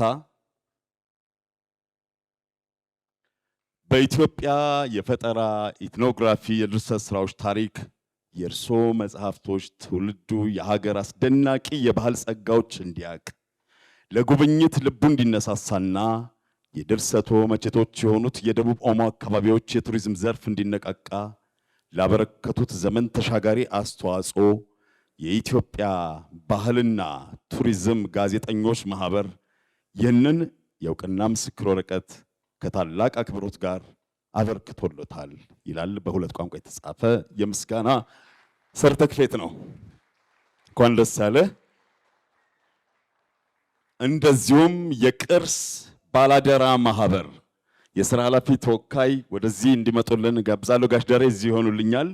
የቅርስ ባላደራ ማህበር እና ሉላ ፓንክረስት የመሰረቱት የምታውቁት ማህበር እንደዚሁ በማህበሩ ስም የኢትዮጵያ ቅርስ ባላደራ ማህበር በኢትኖግራፊ ድርሰት ስራዎቹ የደቡብ ኦሞ ዞኖች ባህልና እሴቶች እንዲተዋወቁ በማድረግ ባህሉ ተጠብቆ የቱሪዝም ምርት በመሆን በትውልዱ ልብ ውስጥ ከፍተኛ ቦታ እንዲያገኝ በማድረግ ላበረከቱት እጅግ የላቀ አበርክቶ ይህንን የእውቅና ምስክር ወረቀት አበርክቶንሎታል።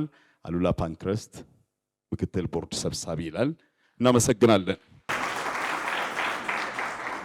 እንዲህ አይነት ዋጋ ያላቸው ትልልቅ ፕሮግራሞች ላይ በቅንነት የሚደክም ወንድማችን የደራሲውም የቅርብ ወዳጅ የሆነ እሱ በሀገር አሜሪካ መጽሐፉን በሚያስመርቅበት ጊዜ እዚህ ደግሞ የሚቻለውን ሁሉ ላይታች ሲል የነበረ የፕሮግራሙ አዘጋጅ ይትባረክ ዋለልኝን በጣም በታላቅ አክብሮት ወደ መድረክ ጋብዛለሁ። እሱም እንደዚሁ ያዘጋጀው ስጦታ አለ።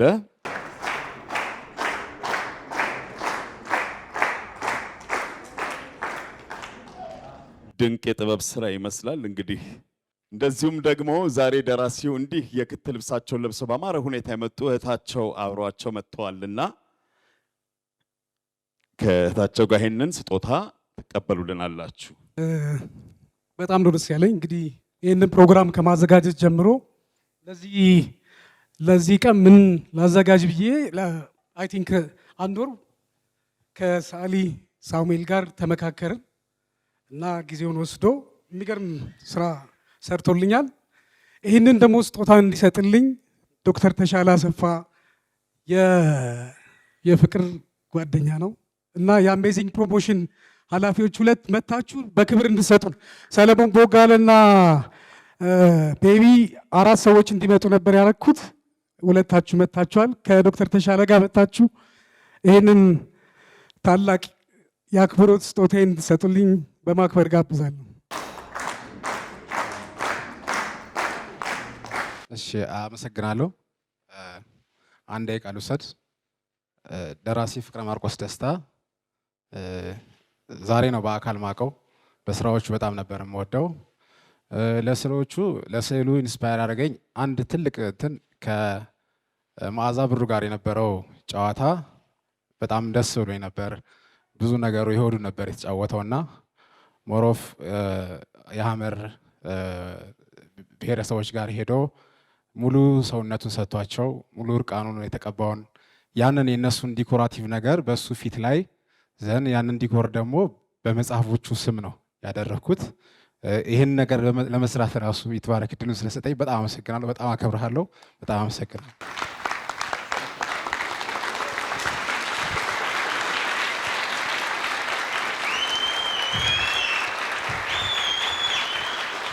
እጅግ ደስ የሚያሰኝ የጥበብ ሰዎች ክብራቸውን መልሰው ለዚህ ታላቅ የስነ ጽሁፍ ባለሙያ ላበረከተው አስተዋጽኦ ሁሉ እጅግ አድርገን ነው የምናመሰግነው። ተባረክ ዋልልኝ።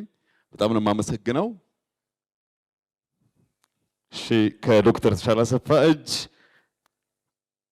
የተበረከተለትን ልዩ የሆነ የጥበብ ስራ ተረክቧል። ይሄ ፕሮግራም እንዲያምር 2-3 ድርጅቶች ሳፖርት አድርገውናል። የፍቅረ ማርቆስ ፍላጎት ባይሆንም ለደራሲ ከፍ ያለ አክብሮትና ዋጋ ያስፈልገዋል ብዬ እሱን ሳላማክር ነበር ያደረኩት። ዛሬ ትንሽ የዘገየንበት ምክንያት ሊሞዚን እዛ እየጠበቀው እሱ እዚህ ጋር ተገኝቷል። እንደገና መልሼ ይዤ ነው በሊሞዚን እንደገና እና ትንሽ 30 ደቂቃ ባንተ የተነሳ ነው። ድርሰት ዋጋ ይኑራት ለማለት ነው። ደራሲዎችን ቫልዩ ለማድረግ ነው። እግዚአብሔር ይስጥልኝ። ኢክራም አውቶሞቲቭንና ኮባ ኬክ ቤትን በጣም ነው የማመሰግነው። ይህንን ግሩም ኬክ ደግሞ ኮባ ኬክ ቤት ሁሉንም መቼም ወዳጅ አለኝ ብዙ። ነባን በጣም ነው የማመሰግንህ።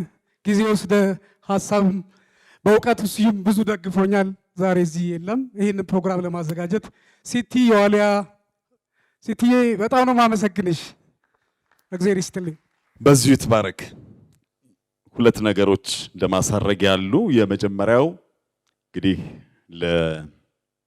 ለደራሲያችን ክብር የተዘጋጀ እንኳን ደስ ያለህ የሚልና የመጽሐፉ ርዕስ ያለበት ኬክ አቅርበውልናል። ስለዚህ እዚህ መሀከላችን ደግሞ ካሉ ታላላቅ እንግዶቻችን መሀከል መጋቢ ሐዲስ እሸቱ አለማየሁ እሳቸውና ደራሲው ባሉበት እዚህ የኬክ መቁረስ ፕሮግራሙ እንዲካሄድ እንደዚሁም ጋሽ ደረጀ ገብሬንም አንድ ላይ ሆናችሁ ይሄን ፕሮግራም እንድናካሄድ መጋቢ ሐዲስን በጣም በታላቅ አክብሮት ይዘህልኝ ትመጣለህ። እርሶ እዚህ መጥተው ትንሽ ነገርማ ይሉልኛል አለ መጋቢ ሐዲስ። እግዚአብሔር ይስጥልን። በቤተ ክርስቲያን ሳይጠራ የሚመጣ ሰው ድንኳን ሰባሪ ይባላል። እኔ ግን ድንኳን ሰባሪ አይደለሁ፣ ሀሳብ ሰባሪ ነኝና ሀሳብ ባለበት ሁሉ መገኘት ደስ ይለኛል። የመጣሁት አንድ ነገር ማርኮዬ ነው። ርዕሱን የማረከኝ የሚሳም ተራራ፣ ብዙ የሚሳም ፕሮፓጋንዳ በሚነዛበት ዓለም ላይ ተራራ ከተሳመ የሆነ ነገር አለው ከተራራው ስር ብዬ ነው የመጣሁት። ፍቅረ ማርቆስ በጣም ደስ ብሎኛል። እኔ ደራሲያን ባይኖሩ ምን አይነት ህይወት ይኖረን ነበር ብዬ አስቤ አውቃለሁ። እግዚአብሔር በሚያውቀው ጥላቻ የሚተፉ ብዕራቸው ከሚሳኤል የከፋ ደም አፍሳሽ ደራሲዎች እንዳሉ እናውቃለን። ጥላቻ የዘሩብን፣ ሞት ያሳጨዱን፣ ዛሬ በህይወት የሌሉ ግን እርግማናቸው ከመቃብር በላይ የቆየ ደራሲዎች አሉ። ስም አልጠራም። እንደናንተ አይነቶች ታቋቸዋላችሁ። ስም የሞተ ሰው ስም መጥራት በሁለት መንገድ ይጠራል። የሞተ ሰው ወይ በክፋቱ ወይ በደግነቱ። ጴጥሮስም ይሁዳም እኩል ይጠራሉ። እንግዲህ ይሁዳ ከጴጥሮስ እኩል ዝነኛ ነው፣ ግን ክፉ ሰው ነው።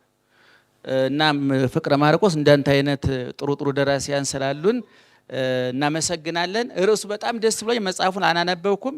አሁን ለ3 ወር ወደ አንተ ሀገር እሄዳለሁኝ። አንዱ ስራዬ ይሄን መጽሐፍ አንብቤ ማጣጣም ነውና የጆሮ ቀለብ ስለሰፈርክልን እግዚአብሔር ይስጥልን። ሌላው የመገናኛ መንገዳችን እየጠበበ መጥቶብናል። ታውቃላችሁ፣ ሁሉም ብሔር ውስጥ ተወትፏል፣ ሁሉ ሃይማኖት ውስጥ ተወትፏል። መሀል ላይ ሜዳ ጠፍቷል። በጣም እናዝናለን። በዚህ እውነቱ እንደ ሰው የምንገናኝባቸው መድረኮች ጠበዋል።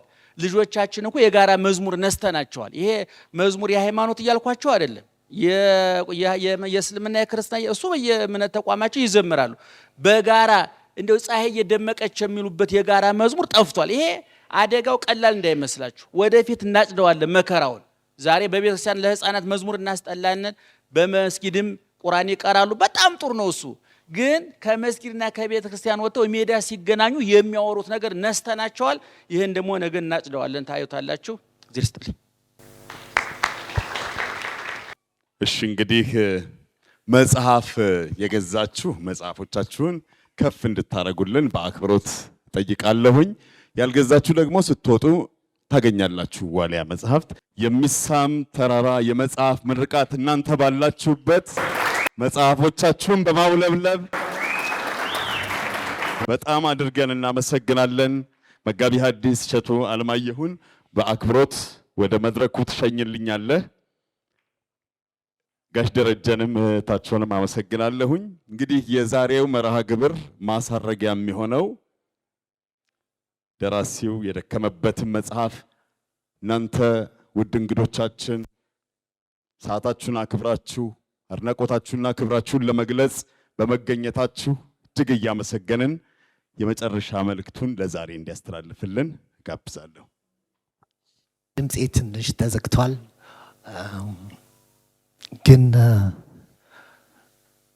ምን እንደምናገር ምን ልላችሁ እንደምችል በጣም ከባድ ነው ለኔ።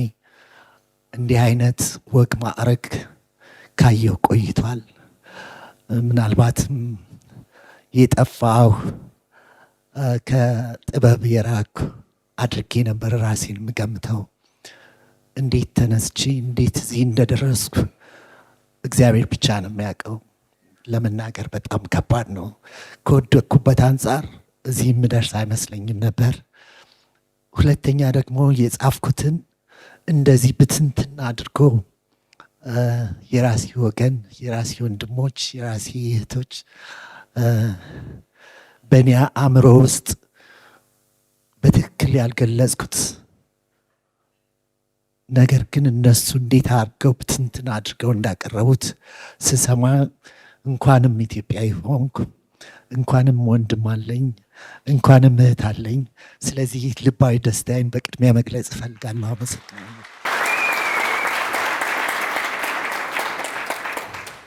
ብዙዎቻችሁ በጣም ማደንቃችሁ፣ በጣም ወዳችሁ አሜሪካን ሀገር ትራሴ በእንባ እየራሰ ስትናገሩ፣ ስራዎቻችሁን ስታቀርቡ አይኖችን ተክዬ የማዳምጣችሁ የምማርባችሁ ህሊናዬን የምትቀርጹ ትህትናን፣ ፍቅርን የምታስተምሩኝ ናችሁ። እዚህ መካከል እህቴ እኔን እዚህ ደረጃ ለማድረስ የከፈለችው መስዋዕትነት በዚህ አጋጣሚ መግለጽ በመቻሌ በጣም አመሰግናለሁ። ሙዬ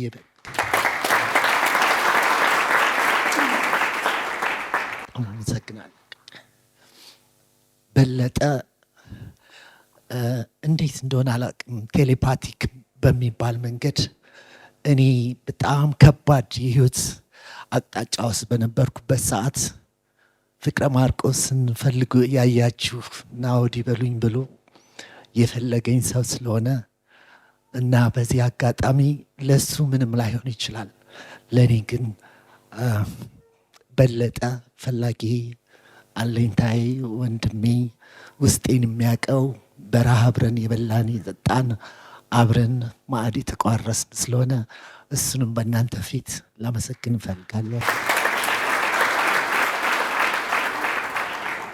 ሁል ጊዜ ከአጠገቤ የማይለየው ስራዎችን የሚያበረታታኝ በመካከል እንደ ታላቅ ወንድም በደስታዬ፣ በሰርጌ፣ በሀዘኔ ከአጠገቤ የማይለየው ደረጀ ገብሬን ደግሞ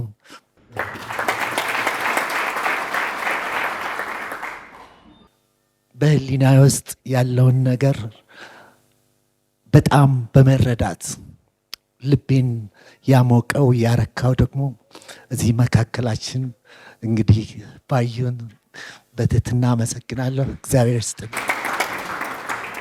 የእሱን ጽሑፍ ሳነብ አልቅሻለሁ፣ በጣም አዝኛለሁ። ከደስታ ብዛት ማለት ነው።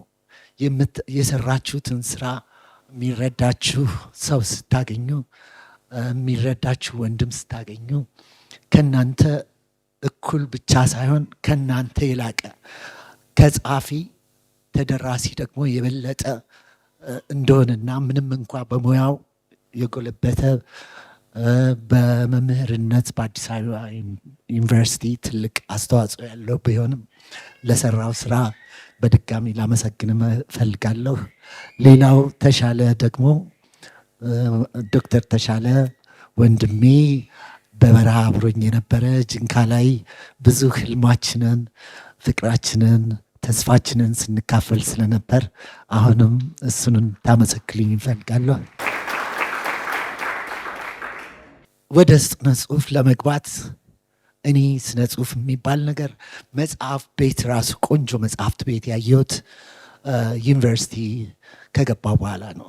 ከዛ በፊት ብዙ የማንበብ ልምድ አልነበረኝም። የግጥም አንባቢ አድናቂ ነበርኩኝ፣ የስነ ጽሁፍ አድናቂ ነበርኩኝ። ነገር ግን ቅድም እንደተጠቀሰው እግዚአብሔር እየመራ ወስዶ ድብቅ ችሎታዬን እኔም የማላቀውን እንዳወጣ እግዚአብሔር ቢረዳኝም ከዛ ቀጥሎ ደግሞ ችሎታዬን አቅሜን ሰምቼው በማላቀው መንገድ ሾርት ስቶሪ መስፈርቶቹ እንደዚህ ናቸው፣ አንተ ደግሞ እንደዚህ አድርገሃል ብሎ ፈጽሞ ልቤን እና ሞራሌን የገነባልኝ ኩራባቸው ደነቀ በመካከላችን ይገኛል። በጣም ብዙ ነገር ማንነትን የሚቀይር አዲስ የፓራዲግም ሽፍት የሚፈጥር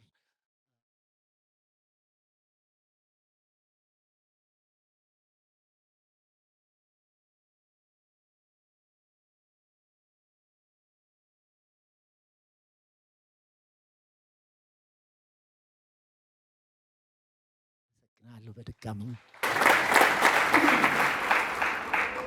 ሌላው አቢና ጓደኛው አስተሳሰቤን በመቅረጽ ጠንካራ ሀሳቦችን በማንሳት ስለ ዓለማዊና መንፈሳዊ እውቀት እንዲዳበር በብዙ ነገሮች ተቀምጠን ዲስከስ በማድረግ ትልቅ አስተዋጽኦ በህይወቴ ላይ ያላቸው ሁለት ጓደኞች እዚህ መካከላችን አሉ። አቢና ተነስና አንዴ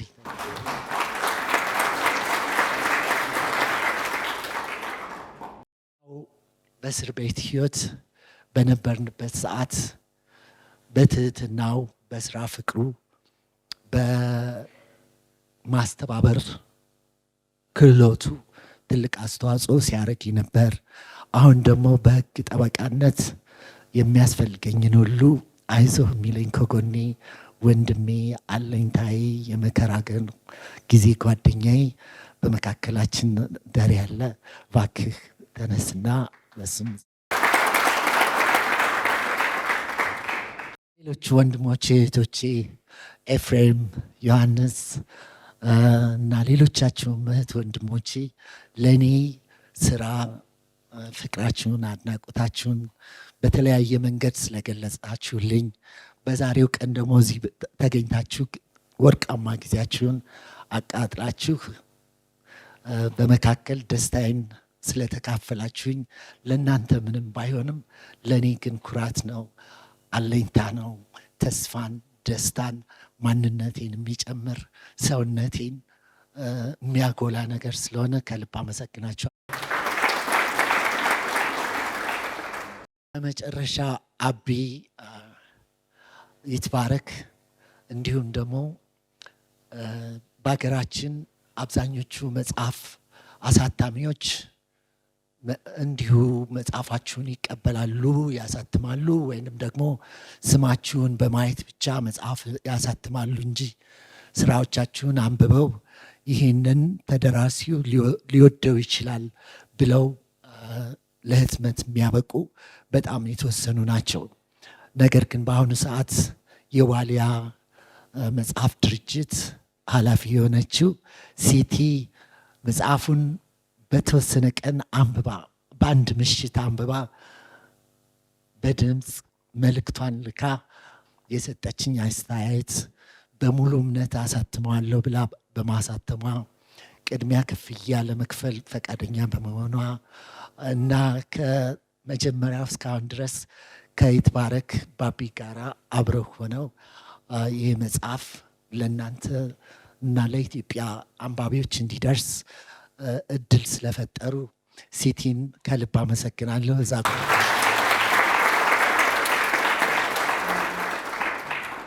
እኔ የጻፍኩት ስኬቴን አይደለም። እኔ የጻፍኩት ቅድም እንደተባለው ሁል ጊዜ ወደኋላ ህይወቴን ስመለከተው በትዝታዬ ውስጥ በትዝታ መነጽር ያለፈውን ስመለከተው ሁሌ ያደግኩት፣ ሁሌ የተሻለ ሰው የሆንኩት፣ ሁሌ እውቀትን የጨመርኩት በወደቅኩበት ጊዜ ነው። ለኔ ያ የወደቅኩበት ወቅት በጣም ኢምፖርታንት ነው። ብዙ ማንነቴን ያገኘሁበት፣ ጥንካሬን ያገኘሁበት፣ ተስፋን ያገኘሁበት፣ የመስራት አቅሜን ያዳበርኩበት ጊዜ ስለሆነ ባሳለፍኩት ህይወት ምንም አይነት ሪክሬት ማድረገው ሞክሰው ማንም የለም ከማድነቅ ውጭ። በወድቅም የኔ ነው፣ ስኬቱም የኔ ነው። ይሄ ተራራ ቁልቁለትና አቀበት ያለው ህይወቴ ሁሌም ኦነር ማድረገው ማመሰግነው የደስታዬ፣ የእውቀቴ፣ የአስተሳሰብ ብስለቴ ምክንያት ስለሆነ ይሄ ለሌሎችም ይጠቅማል በሚል ነው የሚሳም ተራራን የጻፍኩት። ስኬት ሳይሆን ውድቀቴን፣ እንዴት ከውድቀት እንደተነሳሁ፣ በመካከል ደግሞ ስም የሌላቸው እንደ ትንሿ መላክ የመሳሰሉ ራሳቸው ሞተው ሌላውን የሚያኖሩ በጣም ቅን ሰዎች አሉ። ከጎኔ ደግሞ በሞት የተነጠቁ እንደ ተቀጸለ አይነት በ15 ዓመታቸው በማያውቁት ነገር ህይወታቸውን እንደ እምቡጥ አበባ የተቀነጠሰባቸው እነሱን ሁሉ አደራ ስላለብኝ ያን ሪስፖንሲቢሊቲ ለመወጣት የጻፍኩት መጽሐፍ ነው። ስለዚህ ለመታበይ ወይንም ደግሞ አቅሜን ለማሳየት፣ ችሎታዬን ለማሳየት፣ ስኬቴን ለማሳየት ሳይሆን እነዛ በህይወት መንገዴ ከፍተኛ አደራ የጣሉብኝ እንደ አክስቴ ሻረግ አይነት መስጠትን ያስተማሩኝ፣ ፍቅርን ያስተማሩኝ፣ ጥንካሬን ያስተማሩኝ፣ ሞተው ሌላውን ማዳን እንደሚቻል ያስተማሩኝ ሰዎችን ነው በመጽሐፍ የጠቀስኩት። ስለዚህ በጣም እድለኛ ሰው ነኝ። ሁሌ የነካሁት ወደ ወርቅ ይቀየራል። ትናንት አንድ ጓደኛ ያለው በጣም በሚገርም ሁኔታ ነው የገለጸው። ስለዚህ በድጋሚ እንግዲህ ሁላችሁንም እንኳን አብሮ ደስ አለን። ይሄ የኔ ብቻ ሳይሆን የእናንተ የጋራ የሰጣችሁኝ ፍቅርና ደስታ የሰጣችሁኝ ትምህርት ውጤት ስለሆነ ከልብ አመሰግናለሁ። በሀገሬ፣ በወገኖቼ፣ በእናንተ እንደ ሰው ብዙ ጊዜ በስደት ስትኖሩ የሚበላ አይደለም ችግሩ፣ ወይም የሚለበስ አይደለም ችግሩ፣ የምትኖሩበት ቦታም አይደለም ችግሩ። ችግሩ ብቸኝነት ነው። ችግሩ ሰው መሆናችሁን እንድትረሱ ማድረግ ነው። ስለዚህ ዛሬ ሰው መሆኔን አውቄያለሁ። ዛሬ ወንድም እህት እንዳለኝ አውቄያለሁ። ወገን እንዳለኝ አውቄያለሁ። I'm proud of you. Thank you so much.